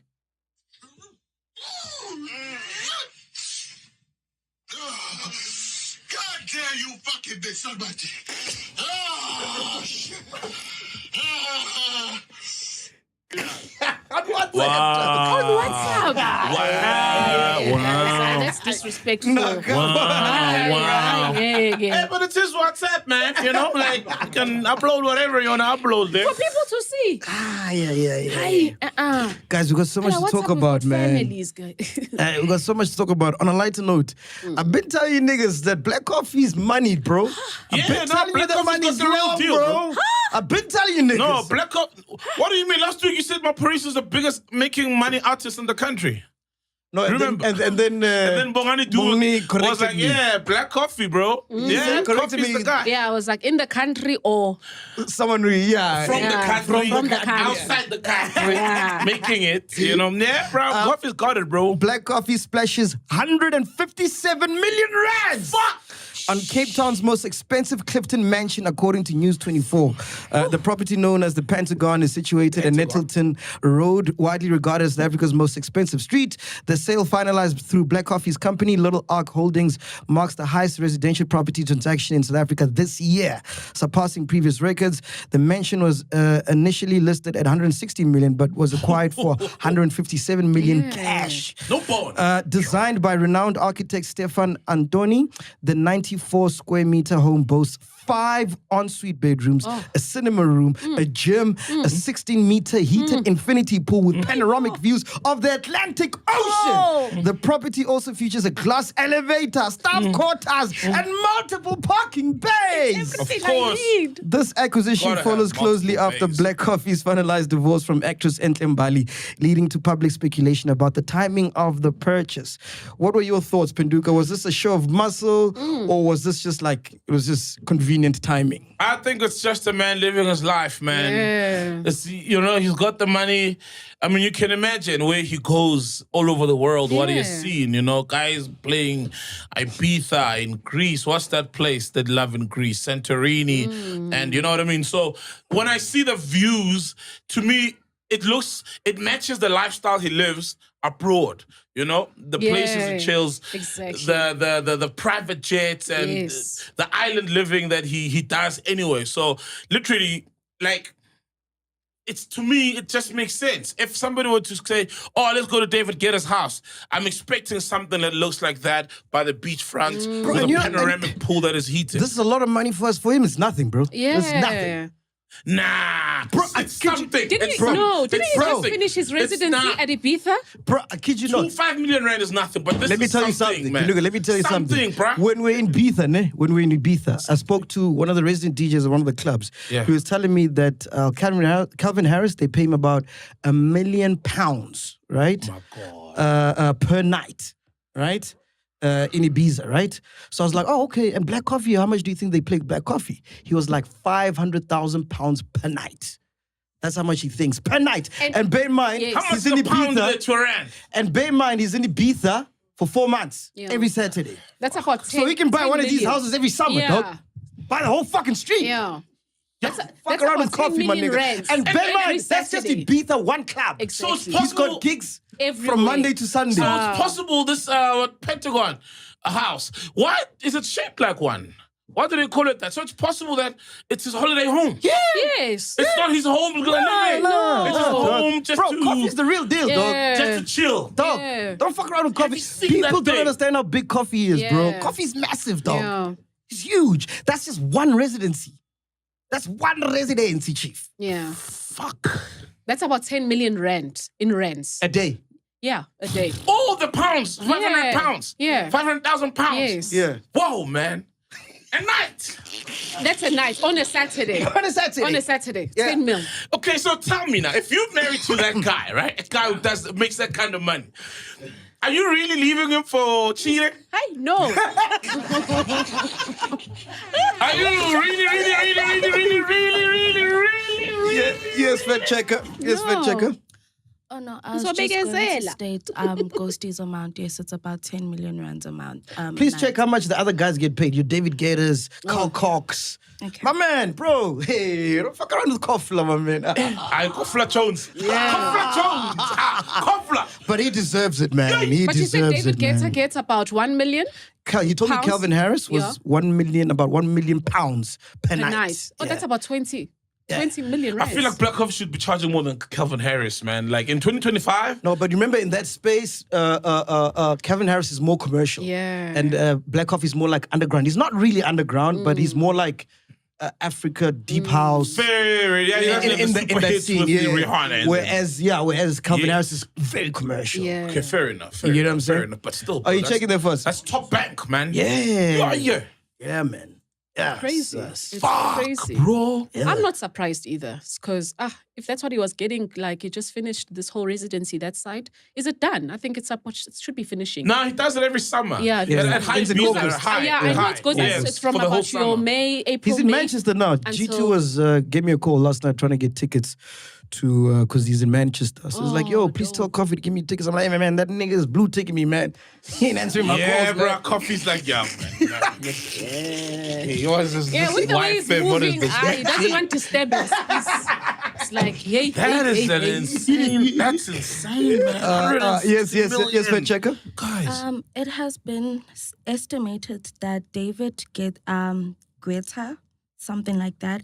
Guetta gets about £160,000 per gig, which is estimated around 2.3 million pounds because they play for 20 weeks. Yeah. And it's just booked throughout the year, man. Yeah. That's like, different level, bro. Different. But okay, one thing that what Sol was saying about, okay, you have a man who's earning that much, and are you literally gonna just divorce him for cheating? Are you walking away? Yeah.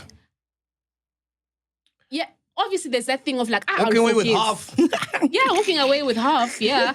But for peace of mind, So sometimes you have to let go. It's not about the money. For peace of mind. You don't know how toxic their relationship Especially was. when you see that you also maybe have enough to live for the rest of your life. Cheat, man. Then there's nothing. Oh, yeah. So you're fine, you know? What fuels a nigga who cheats or fucking petrol in the engine? Yeah. What fuels that? Petrol. You know? So, may as well. Yeah, well, cheat with that nigga. Hey, bro. Yeah, No, it was guys, being no. instead of almost Sometimes at 95 you're or gonna have to super. search until you find someone who's yours. I can't handle your you know? cheating. I'm going to Clifton for a few days. I'll be back just to blow off some steam. Ne? Not even Clifton, bro. Fuck, you going, fuck. I don't know. The Maldives or not even. What's Get a into really private fancy jet. place? Yeah. Yeah, I'm going to the Swiss Alps. Yeah. You know, like Or Bora jobs. Bora. You know, Bora Bora is the next level of Maldives, you know. Yeah. Those fancy places, yes. Oh, wow. Where is that? Bora Bora is, it's far. I've seen I am Bora. Like twice. Time two. It's far. It's Anyway, very far. Ghost Lady, before we get to you, man, I got a special message for all the chillers out there. Anyone who hasn't joined Hollywood Bets yet, if you've been thinking about signing up, now is the perfect time to do it. Hollywood Bets is rolling out an amazing welcome package for all new clients, and you don't want to miss it. Just successfully register a new account, and you get a 25 Rand sign-up bonus and 50 free spins. That's 25 Rand sign-up bonus and 50 free spins. It's that simple. No deposit needed. Just create your account and the 25 Rand bonus is yours. To get this offer, just click the sign-up link in the pinned comment right below this video and use our promo code CHILLERS.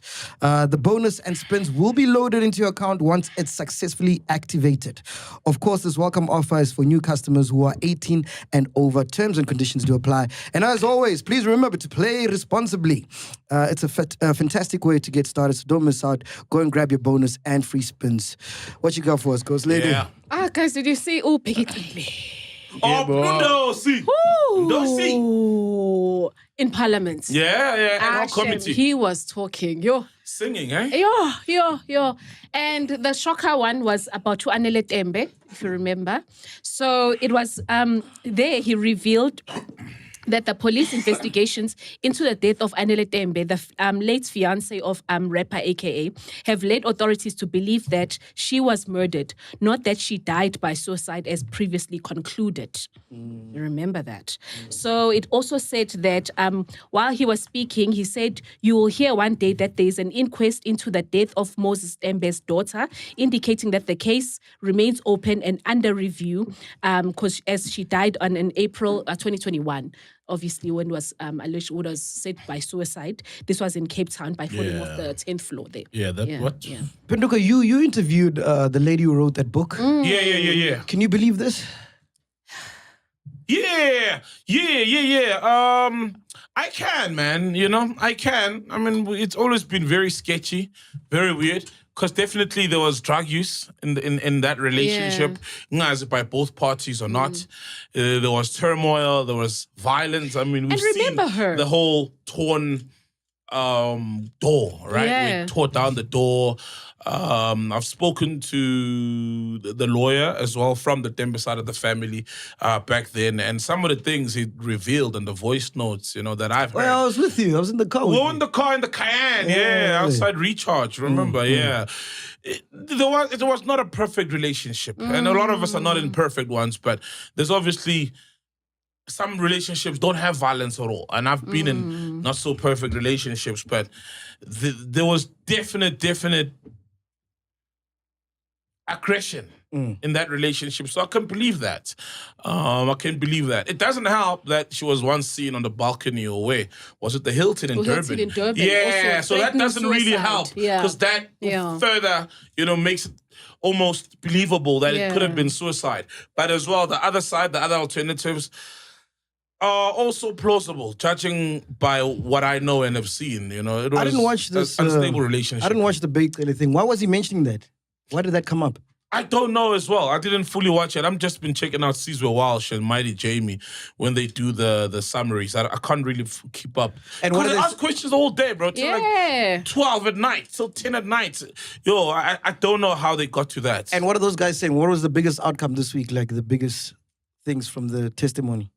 The biggest things from Bheki testimony, he's throwing Senzo Mkhunu under the bus. Okay. He's literally saying, okay, so one very important thing that happened was Mkhwanazi came and gave testimony. And part of that testimony was that Bheki had received monies from Ket Matlala because there was the WhatsApp conversation where Ket Matlala's, Bran Mkhosi, I think, or somebody, there was an intermediary between Bheki and Ket Matlala, and then I don't know what Bheki asked for, but there was a proof of payment being sent to him, and these were allegedly monies from Ket Matlala. One very important thing was Mkhwanazi sent a text to one of the evidence leaders in the ad hoc committee saying he retracts that Bheki received monies. Very, very, very important. Weird, very weird also, but very important. And then the evidence leader was like, nah, fam, this is a huge bombshell. You can't just drop the text. You got to come back. You know, and state. Because for me, make it public. Yeah, and also that sets us back as a country because this is the guy that we've rallied behind.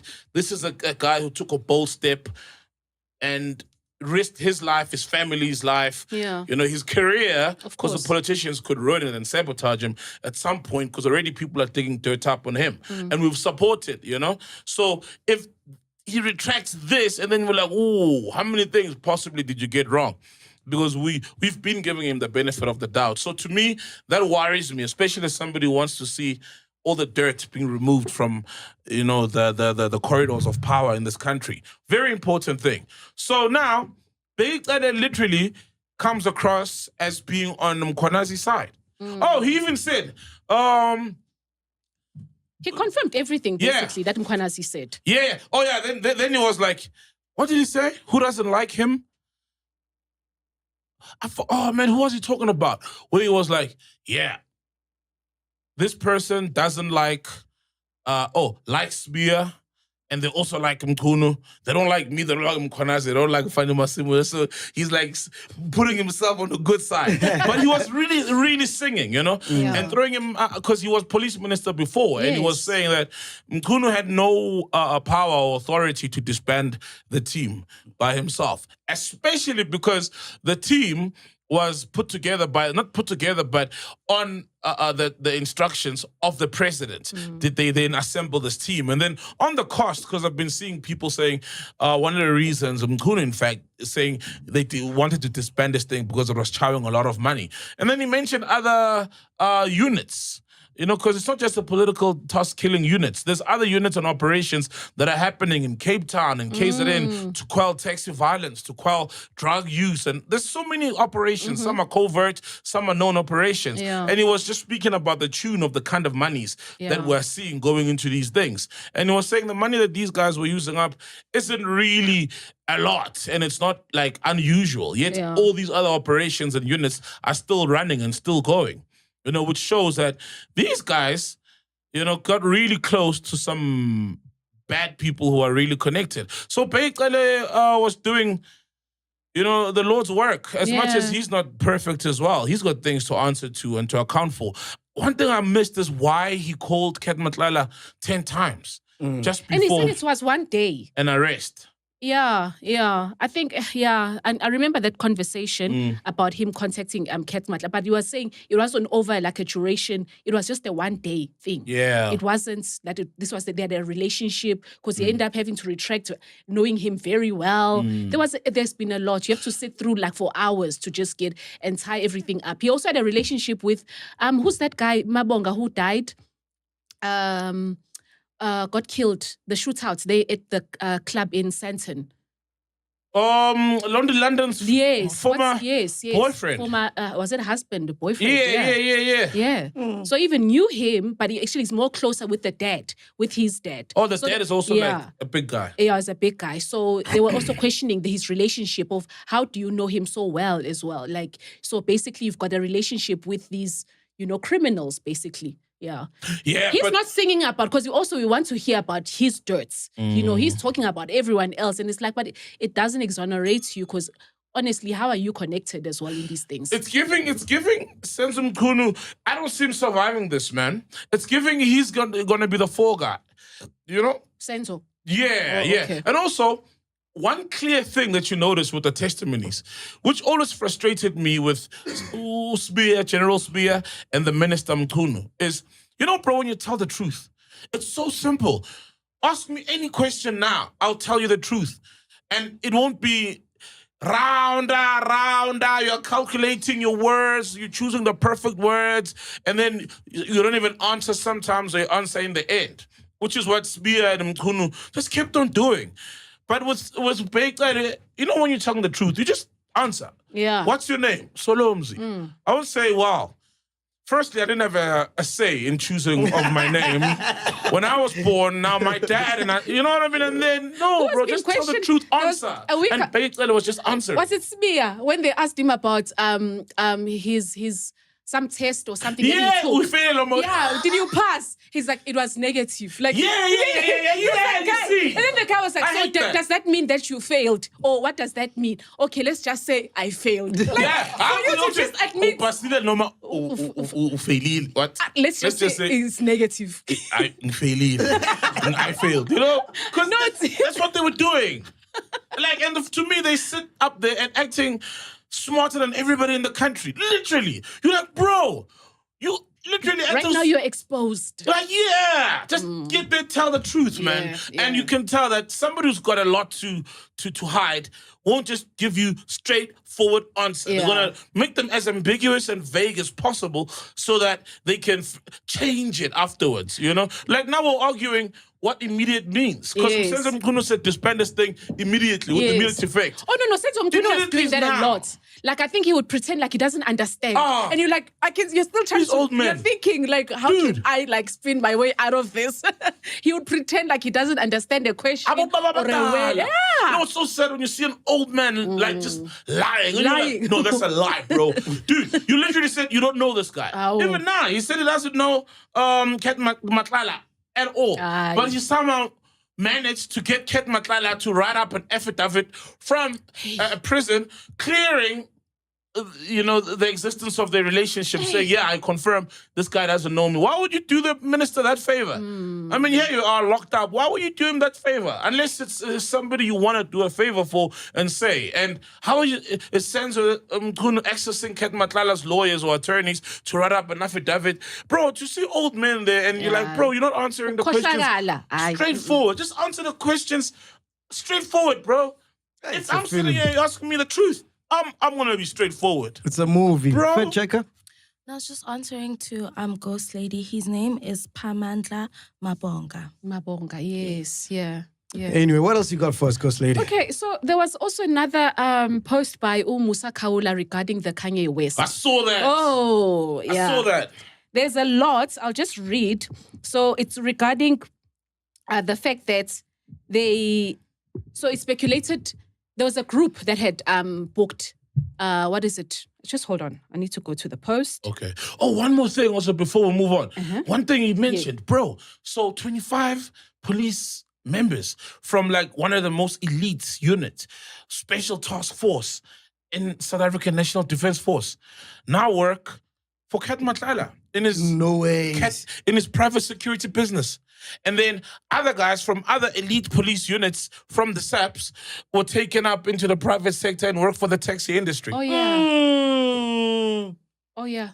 25. Elite. Like, these are, in Oaks, we spend 2 million just to train, to become human killing machines for the good of the country. Yes. But they get snatched up by the private sector to work for the likes of Ket Matlala and to work for taxi bosses. Yes. And then you wonder, how many of these guys do we have? Because you always used to hear that CIT robberies and ATM bombings are carried out by former military veterans and personnel. You know, and then you think, look at the crimes that are booming. Exactly.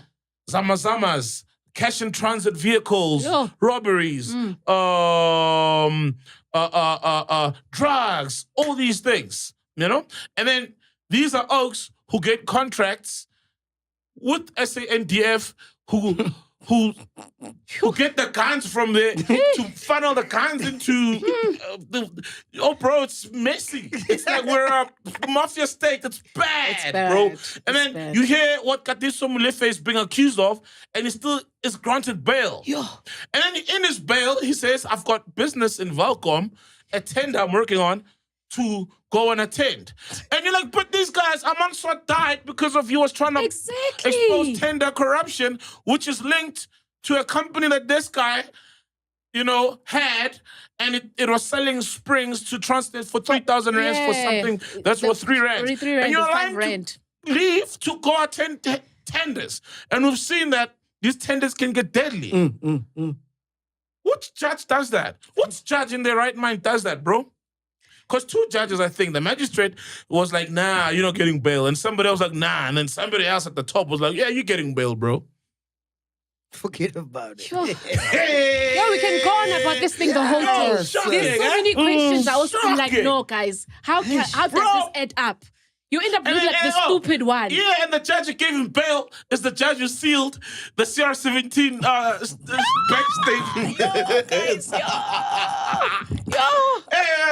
South Africa. Makala also went that way, went to the High Court trying to get bail as well. Guys. It's like, bro.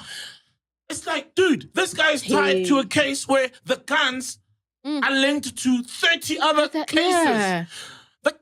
And that's how it got there, because the killing of DJ Somebody is not a political killing, but these guys were investigating political killings. Exactly. And the guns that were used in these political killings, other political killings tied into DJ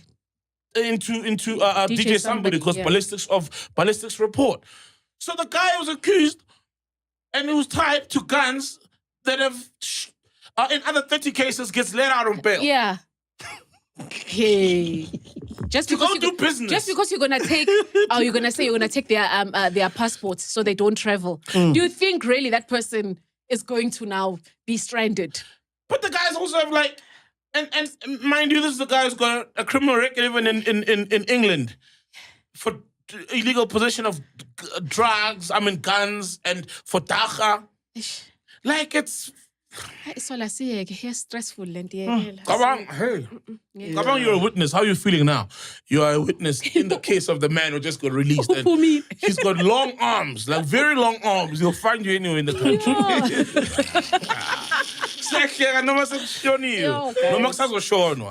Yeah, it's bad, bro. Okay. You got it now? So Samuel Munyaka of Munyaka Group, that's the group that is responsible for bringing Kanye West to South Africa. And this is what he said, Musa Kaulu, is that is a scam and a fraud. This Samuel Munyaka. And claims that we are learning that Samuel Munyaka's company is in the process of deregistration with the CIPC. Whoa! He has not made any payments to Kanye West management in order to secure for the performance in South Africa. So there's monies that are not being paid to Kanye, and so initially they were supposed to be paying him $8 million, but there was a negotiation. Dollars or rands? $8 million. Ha! Yeah. That's Black Coffee's house. No, for real, though. That's 160 million. Yes. Nah. Yes. That's 160 million rands. Yeah.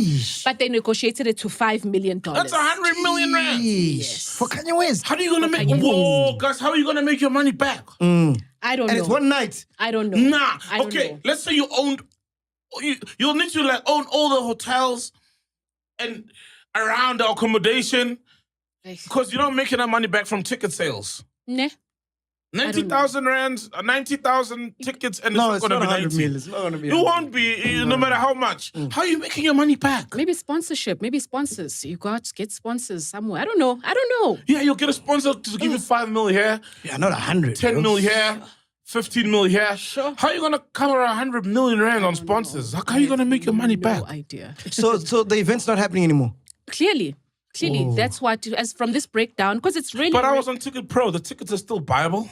Are you serious? Yeah, go to Ticket Pro now. About 6,000 people have already bought tickets as well. Yeah. Like, I know there's a section that's sold out.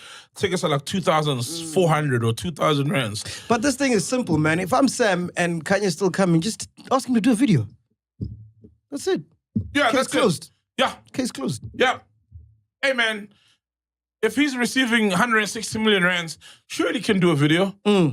I mean, surely. I mean, he does videos bitching about his child and that Kim Kardashian, how she looks now. Did you see that video? Yeah. So, I mean, he could do it. Hey, South Africa, see you soon. And this is not AI. I don't know how to prove it, but, well, here it goes on my profile. I'm uploading it. I think there's a breakdown of how this fee is going to be paid.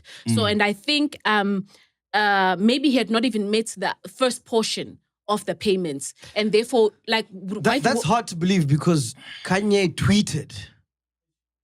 Oh, yes. Thanks for bringing that up. Did he tweet them coming to South Africa? Yes, and he put the flyer. So normally an artist that big would do that if you got some sort of payment. Yeah, you need some confirmation. So maybe he got the $1 million, which is about, because they said 25 million before an announcement is made. So they needed, 25. So maybe you got 25 M. Yeah, M. Million rands. That's in rands, that's in rands.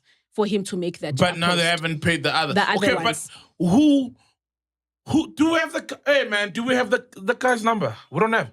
No, I think Dudu has the number. Call Dudu. Let's call him, bro, and ask him. Because we're speculating now. Musa Kawula this. But Kanye tweeted. Let's just ask him, bro. What is this we're hearing? Kanye is not coming. Is it coming or not? You know, because we saw you post it, but there's all the other things. So, yeah, man, I think we must... Because we're just speculating. Let's just call the guy, man, and find out. So it also connects with the Hey Neighbor as well. It's cancelled officially.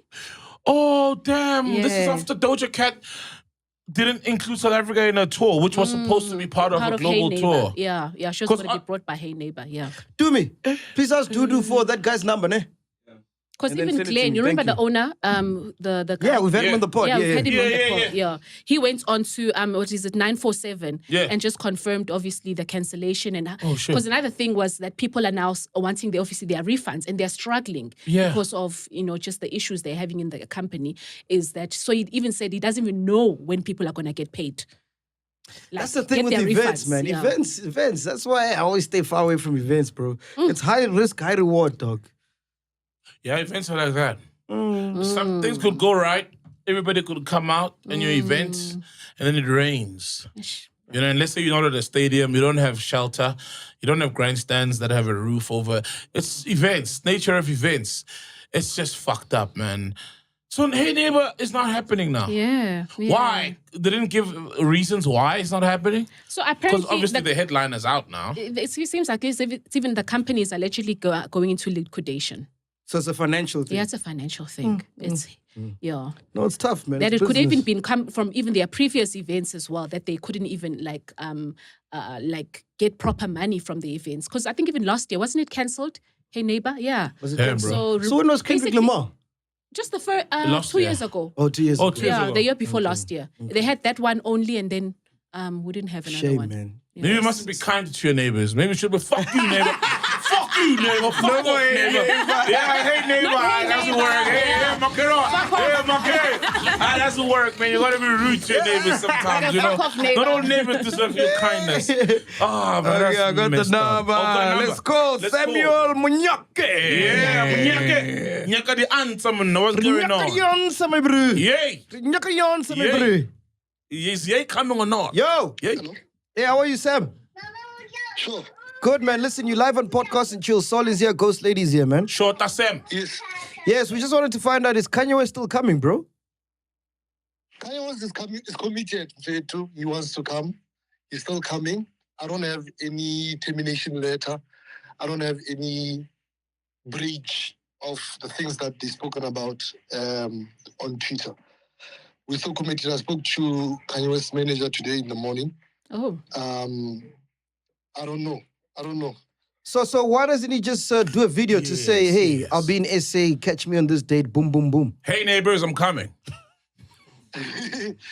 No, look, we are in speaking terms, we are negotiating that simply because our contract was only one strategic post that is done. We know that Kanye is an A-lister, but because of the hesitance on the market, we are working on that video drop. Okay, and then tell me, regarding the amounts that Musa put up on his tweet, how close or far off are they? No, I don't want to comment on Musa's things simply because they don't even make sense. It's 125, 1.25 here, 50% and all of those things. So you're not paying Kanye West 100 million? I don't want to disclose of whatever that is. So you are. Damn. It's a lot. So, but the most important thing is this, Mac, right? Kanye West committed that he's coming to South Africa. Yeah, People had issues with me being a promoter. I've been a promoter for almost a decade. People had issues with Ellis Park. Ellis Park, we've been doing rugby test matches there. People have been safe. There's no incidences. As far as I'm concerned, we are speaking terms with Kanye West's team. There's no termination letter. The things that they spoken about there, they're not there. And by the way, yes, admin-wise, as far as CIPC is concerned, that has been fixed, I think, a while back. We are good. We're having a show. Production is underway. Guys are communicating and everything. But in case there's something that happens, Kanye West or any communication, I'll be free to come to you, Mac, and say, you know what, the show is not happening anymore. But as it stands right now, I'm speaking to you, my brother. The contract, the show is happening. Yo, Sam, if you sell out all the tickets for the show, are you gonna be making profit? Yes, the way you structured it, there is profitability around it. That can disclose how the margins are sitting. Of course. But yes, it is quite profitable. The event is happening. I don't know why people are so into. It's legit, guys. This guy posted, and actually now they said the event was not happening. Now there's a contract. Now they're shifting the thing to this. Okay, it's happening, but there's a payment issue. Tomorrow they'll come with another story, trying to delegitimize this thing. But as we stand, the event is happening. Ticket Pro is still selling the tickets at this park, and I've got suits for you guys. Yeah, who I'm a double XL for the suit. You kept saying they. Who are you referring to when you say they? I can't disclose, but I think upon some investigation from my team, that people who are driving a funded campaign to say this thing is not happening. Oh, I see. Oh, somebody's trying to fuck you over. Because it's an unknown guy who's doing his thing. But people are not happy. I've just learned even this year that... And it's a big concert, it's a very big concert. That is a big concert, bro. But you'll be surprised, even other promoters, like black promoters, have been trying by all means to get Kanye for years and years and years and years.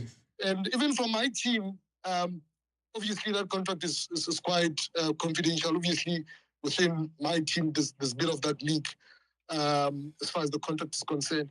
But we're monitoring this thing quite close. It's just that now our investor confidence is going down. The market is going down. Even if we've worked hard to make sure that we assure the sponsors that this thing is happening. Now we have to restart afresh to go and convince people that this thing is happening. But even Kanye West didn't announce all of those things. Okay, all the best, Sam, and please keep us updated, man, because I'm a Kanye West fan, man. Can't wait, man. We definitely want to be there. Through the wire. Going through the wire. Boom, boom, boom. Hit the wire, boy. Shake it out. Go, Slade. Anything else you got for us, man? So there's a whole match fixing scandal that is allegedly happening with the NBA. Oh, wow. Yo. So the story that has gone viral, there's online claims that the FBI have arrested more than 30 people. Yes. Damn. FBI, including NBA stars Terry Rozier, Chauncey Billups, and former player Damon Jones in connection with a massive illegal gambling and match-fixing operation. So posts allege that Rozier faked injuries to manipulate bets, while Billups and others ran rigged poker games backed by organized crime families. Mafia. Yeah, mafia. When you say families, mafia stay in the But this thing is not even just NBA, man. Even soccer, bro. Like, there's a whole lot of match fixing Yeah. But usually With soccer now. Yeah, but usually it's the lower leagues because those guys don't get paid as much as like the EPL guys. So those guys do some match fixing here and there. But for this to be happening at such a big scale is very strange. Because think about it with the lower leagues, as Mac says, right?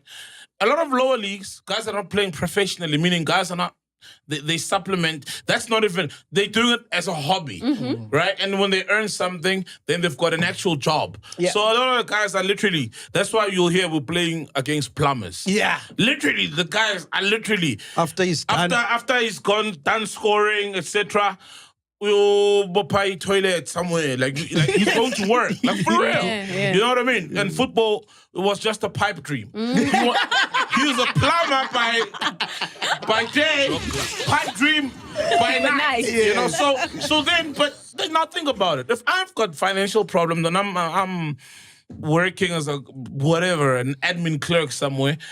Yet the football game that I'm gonna be betting on is there on the betting website, and it's like, I can bet there's going to be a red card in the first 10 minutes. Don't you think I'll be there flying at somebody's chest? Yeah. And nobody needs to know about it, by the way. It's a one-man coordinated thing. Yeah. And then there'll be 5 guys out there who have bet 5,000 rand, 2,000 rands on 10 minutes red card. And the likelihood of that happening is almost nil, meaning the odds are going to be very high. And then it happens. This happens a lot. Yeah, it happens. I mean, there's not just NBA, man. Not just NBA, but speaking of NBA, I was watching, there's this series on Netflix, Untold. It's like documentaries. Oh, I love it. You've seen it, right? Yeah. There's the one episode, which each episode is a different documentary. Yeah. There's Untold Flagrant Foul, where Tim Donaghy, NBA referee also in 97, got caught for placing bets on games he was officiating. Yeah. So the thing is, and that's one of the reasons I stopped, gambling. And that's why I always say people must bet responsibly with money they can afford to lose. Because you are sitting at home and you're thinking there's 11 players this side, 11 players that side, and they're all being honest, trying to play the game of football. And let's say they are. Then there's a referee who's owing school fees, who's got a sex problem, sex addiction problem. He's fucking all the girls on Instagram and paying all the hotels, you know what I mean? And he needs money. And you're there also gambling with your school fees money for your kids, and you are hoping. Now, do you see that your hopes are hanging on other factors? And there's like 20 people on that field, or 23 including the referee, 25 including the linesman and the VAR guy, who could fuck you over because they're also protecting their interest as well. Yeah. So it's very important, one, getting a car under, bro, because there's so much dirt and foul shit happening in sports. It's bad. Any sports and almost every sport. Once there's money involved, gets really bad. What caught your attention this week, my dog? Oh, man, shout out to Mali, bro.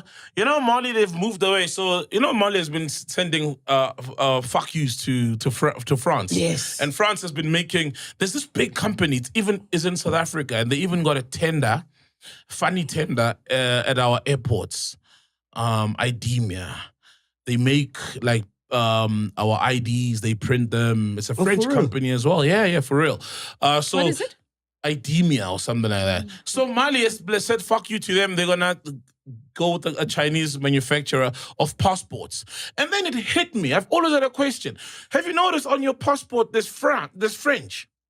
Oh, have you noticed? Oh yeah, Africa the suit. Yeah, there's French. Hey, you smart dog. I'm not.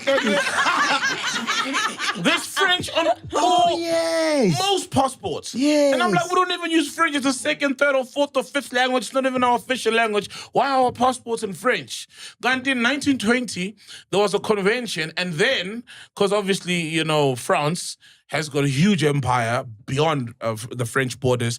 It was the official diplomatic language. And now that's why all our passports, but I'm like, it's 2025. Why do we have our French? Yeah, because I'm traveling to China, to England, to Europe, except for maybe France. They're not even identifying French, the language, as a language of medium or communication in their countries. So I found it to be very strange. I don't know how we're not moving away from that. But I'll be safe, man. I know a bit of French. Je m'appelle MacGyver. Je m'appelle. Je m'appelle MacGyver. Je m'appelle. Yeah. That's hot. Hello. No, it means my name is. Oh, for real? Yeah. Oh, wow. Yeah. Oh, je m'appelle. Je m'appelle. Oh. Comment tu t'appelles? What does that mean? How are you? Comment tu t'appelles? Yeah, comment tu t'appelles? Oh, wow. And then you see comme ci, comme ça. Like, I'm okay. Comme ci, comme ça. And Oh, then? comme si, comme ça. Continue. No, I'm just, come on, guys. He's trying. He's trying. It's better than mine, bro. Better than my French bundle. My French Just giving you a I glimpse. just know we win. Oui. Oui.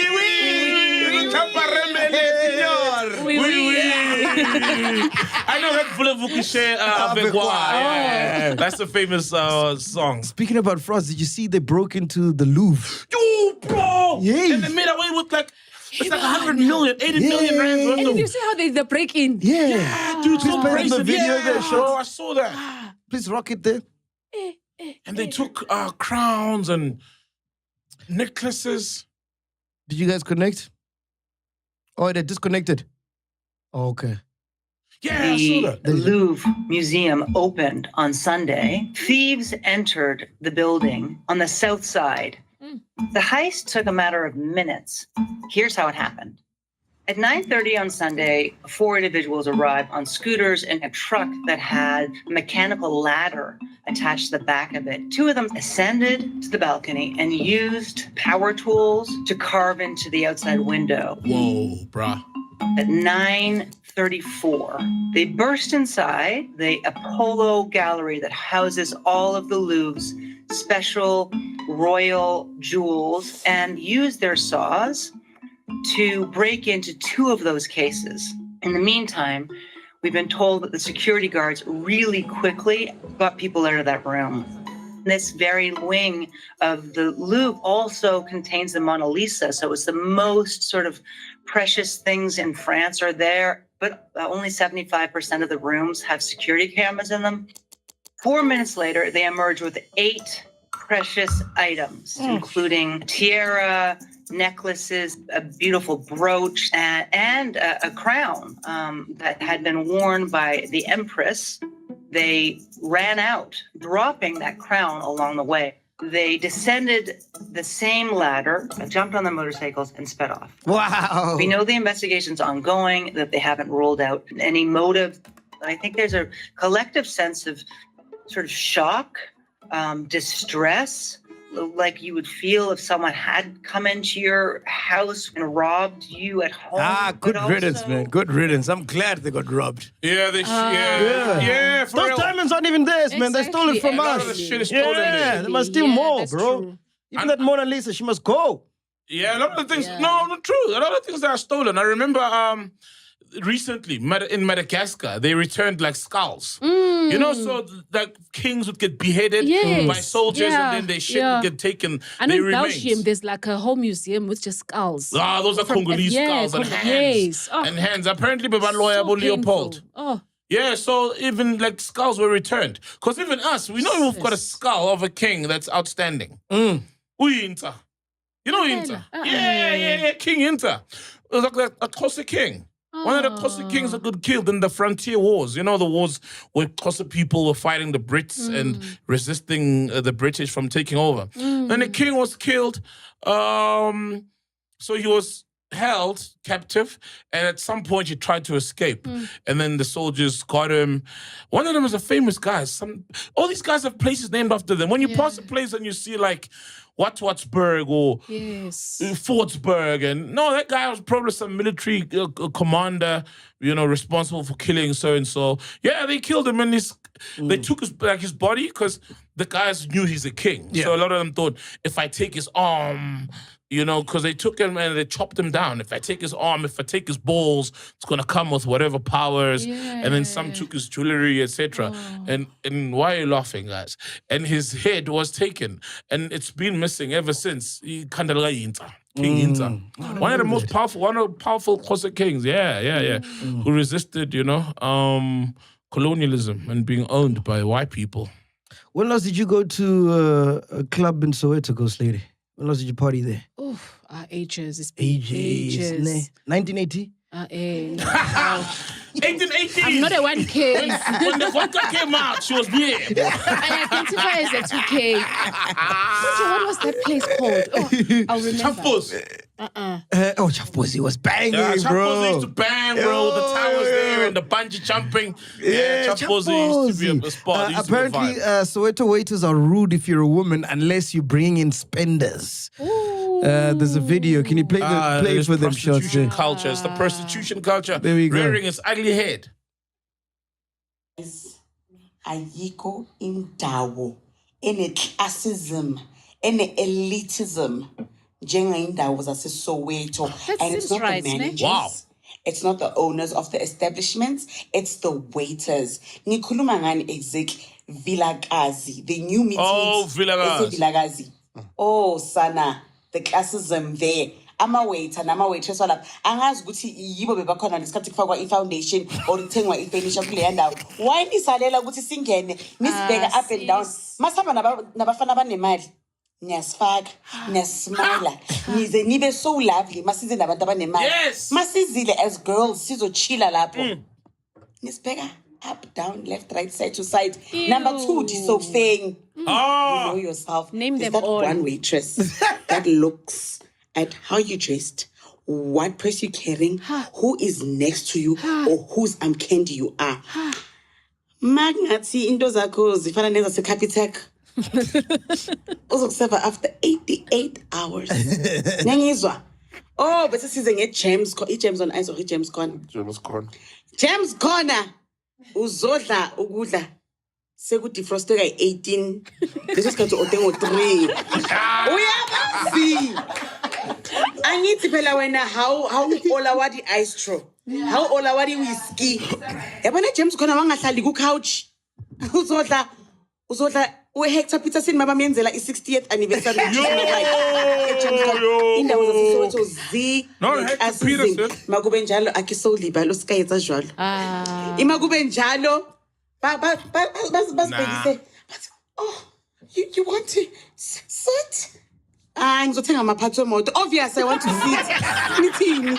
Yo, indawo zaseSoweto. Yo. Thank you. Sims. You're so exhausted. I don't take my part of my How? exhaust pipe. So this is why, because I saw a statement by this Sofeng. I thought it was about this. Okay, what did they say? No, they were like, on the Instagram, it's there. They're like, dear friends of La Sofa. I guess that's La Sofa. But she says La Sofa, We have noted that in there's recent concerns are shared on social media regarding perception of favoritism and classism during our recent and past events. We sincerely apologize to any of our valued guests who felt overlooked or underappreciated. Your support and experience means everything to us. The Sofeng has proudly been voted best urban lifestyle venue for the past 3 consecutive years, and that recognition belongs to our loyal community. As we celebrate 15 years in the game, we'll remain committed to excellence, growth, and delivering the signature La Sofa experience to you and your loved ones. We are taking immediate steps internally to ensure every guest continues to feel like a true VIP. And then they push the gig they have this weekend. Yeah, please come through. We've got so-and-so. We are winning brand because of you. Come as a guest. But you see, my thing is, we got to be really honest. Yeah. You know, she makes a point. Yeah. And I'm not saying because I've been to all those places, but obviously I'm there as a DJ, so I'm gonna get. It's a different experience. It's a different experience altogether. Yeah. However, right, and it's sad because it's the establishments that take the knock, but the people at the bottom, meaning the waiters, it's not the policy of an establishment. Right? When I go to Mandela Square, it's not the policy of whatever restaurants, their Trumps or whatever, that says, Ninganagi the blacks, or Ninganagi the people who don't look like they've got money. It's the waiters who know that here I'm going to get a big tip, you know? If they see me walking in with my Crocs and whatever, and they don't know, you know, they're like, from somewhere, he won't even tip us, you know, because there are customers like that. And also at the same time, hey man, if I got $400 and I want to have a nice meal by myself and I only have $400, I should not be staying in my home and not going out there to chow. So the waiters take it on themselves to then filter people and profile people based on how they see them, and then that determines how much attention they're giving them because they believe they're going to get a tip here or not. And then the establishments take the knock. But a lot of waiters do that. You've never felt that? Nah, bro. Has it changed that much, bro? Even before you were like known by every person in the country. Bro, I used to love partying and DJing in Soweto because there was no class. Like, I'd get this energy in the north. Like, when you go to the north clubs, there was those VIPs, champagne corners, whatever, niggas with whatever. But every time back in the days, this is like maybe 2008, we used to 9, 10, in Soweto. No class at all. There was no class, bro. Every time I DJ'd there.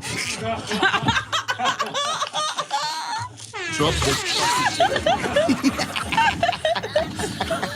Yes. and everyone was drinking beer, ciders. It wasn't a bottle popping culture yet. So that's what I thought. Soweto preserved that.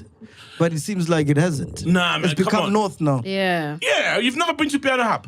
No, never. I was at Piano Hub last week, Monday. Yeah. Oh, shame, man. Jellic didn't greet me with the same enthusiasm. You know, Jellic? Nah, it's my boy. Jellic is my boy. He greeted me. Solombia. That's what he calls. He's the only person who calls me that, you know? But there was not, that enthusiasm wasn't there. And I'm like, hey, being a podcaster in 2025. But I asked him, nah, bitch, I am sharp. But even in Piano Hub, the culture's there, bro. It's there now.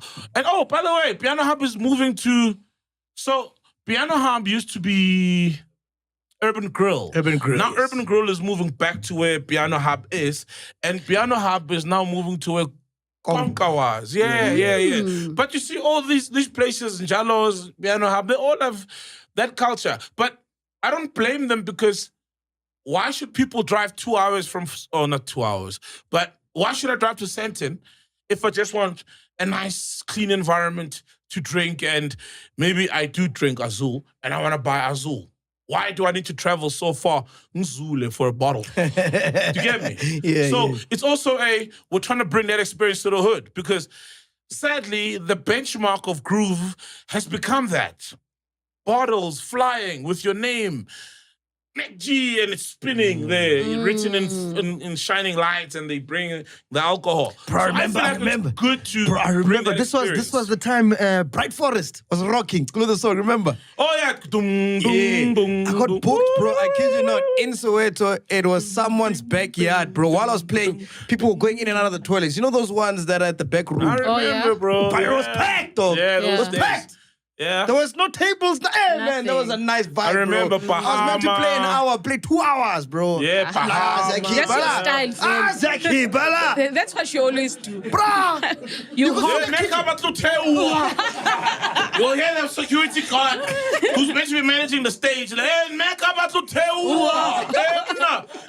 I laugh hard that day. So I personally always loved Soweto because you could go there in your Crocs or whatever. There's still those vibes, bro. There's in certain areas. Yeah, if you go to Extreme Lounge, if you go to Mink. Even when piano started. Ingress. Ingress. Tap. What about tap? Yeah. Tap is nice. That's still, though, you get those venues. I think not the whole of the hood has changed into what you get in the north. Yes, there's still venues that are like that. You go to not Ingress. I mean, you go to my Ming. sister must go to those places. No, no. They must keep it like, because honestly, when she mentioned that now they must check in your purse. Now I have to carry like an expensive purse so that they can be, attended to. You don't even go out, ghost lady. So why would you? I do go out once in a while, but I don't want to be judged like that. If I'm going to Soweto, I must imagine for someone who's into zabantwana in the panado, I'm away to That's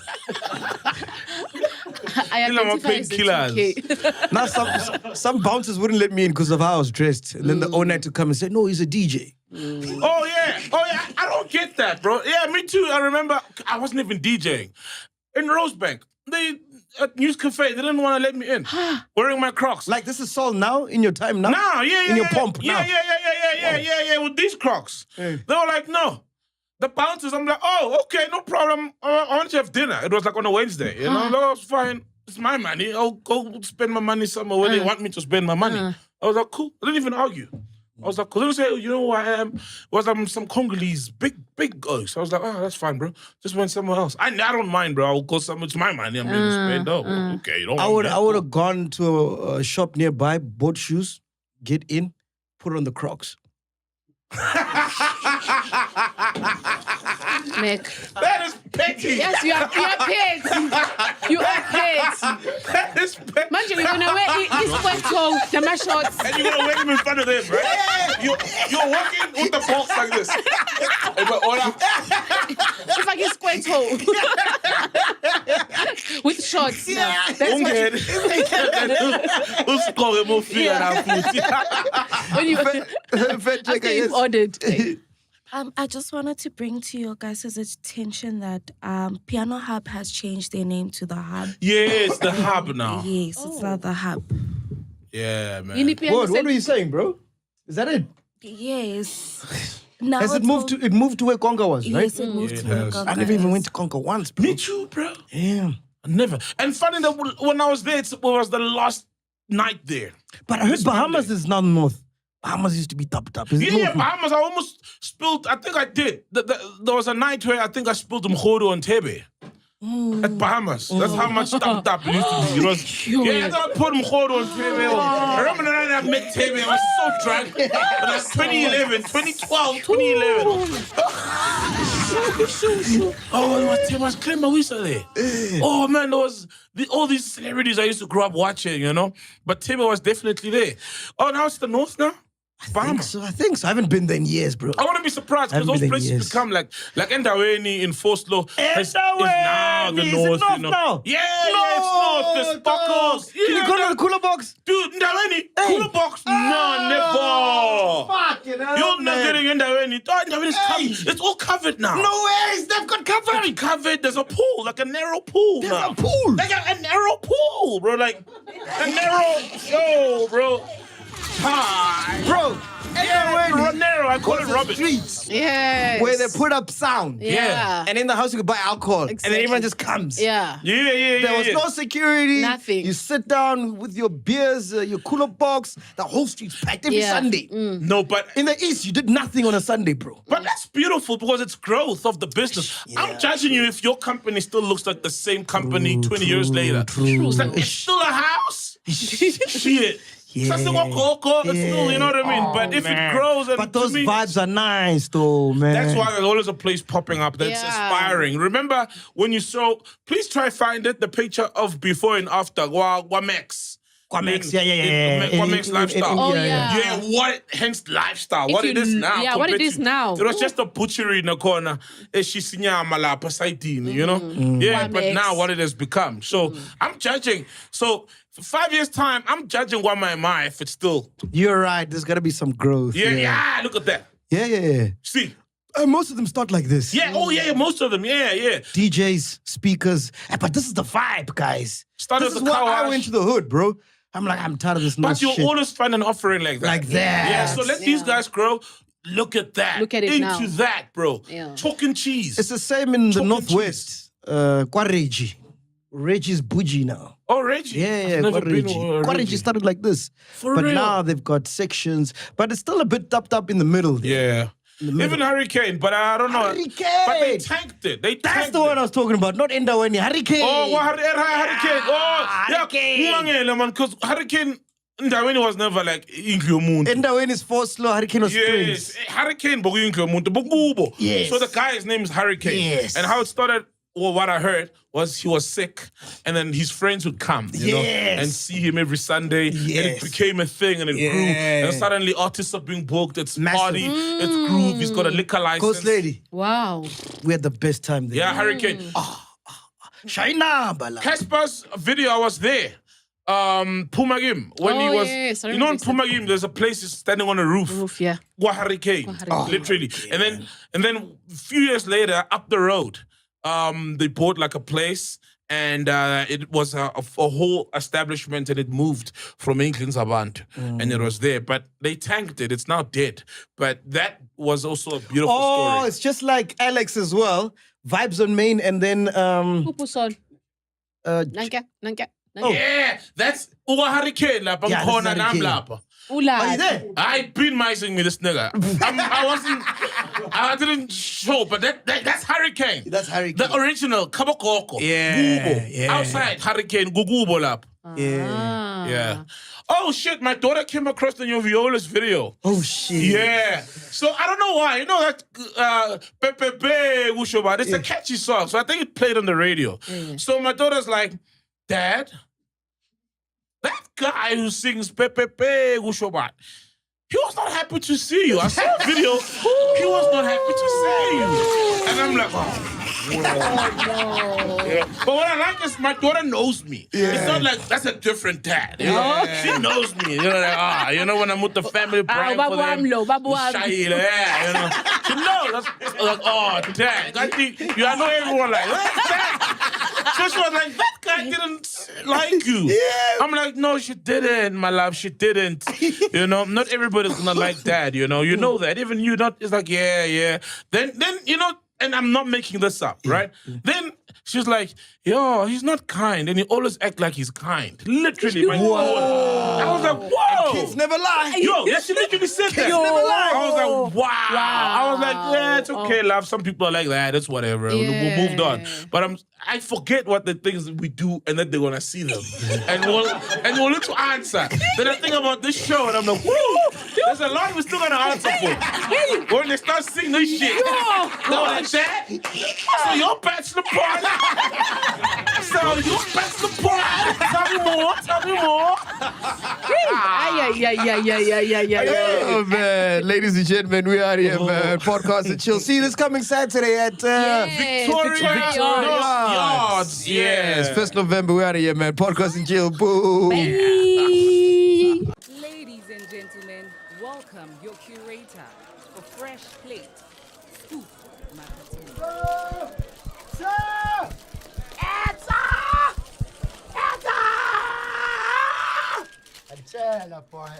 Thank you so much for pitching up, people. Really appreciate it. Latina TV income. Sata, we're hanging with Mr. Makatini. What is Fresh Plate and what is your involvement in it? Yeah, Fresh Plate in Donayam is a web store. And my role in it, I'm not the owner, I'm just a curator. What's a curator? Galleries have people that buy the artwork, that do extensive work in marketing the exhibitions. So directly related to Fresh Plate, I am the guy that, through my taste, buys the clothing that you guys will be able to buy. And also do things like this in doing promo material and any sort of marketing events or endeavors that might lead to us getting more procurement from the consumer. So I hope that answers your questions. Thank you very much.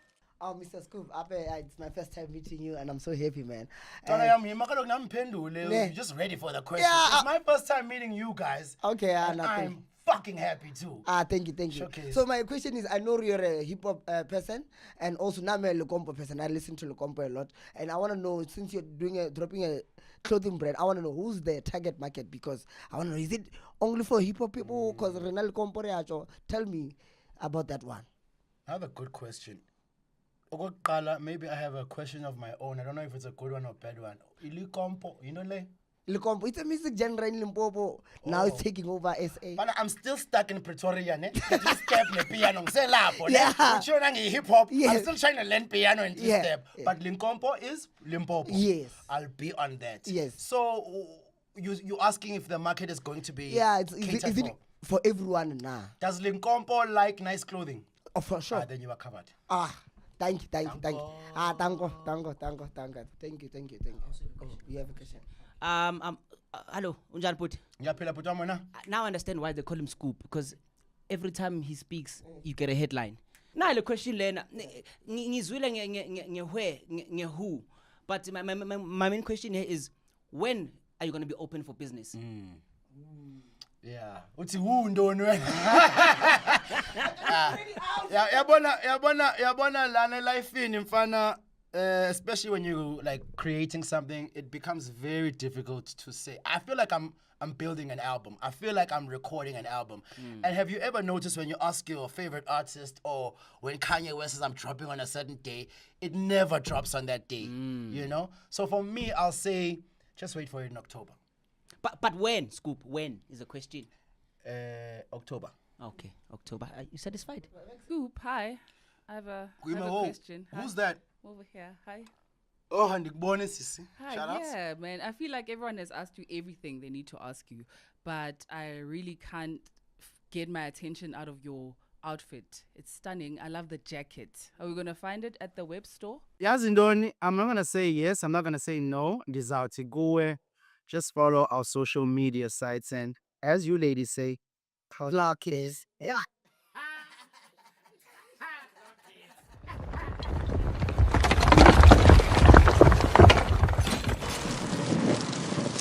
Fresh Plate coming this October. If you've made it this far, we really appreciate you guys. Make sure you support by subscribing, liking, sharing, and don't forget to comment. Cash up.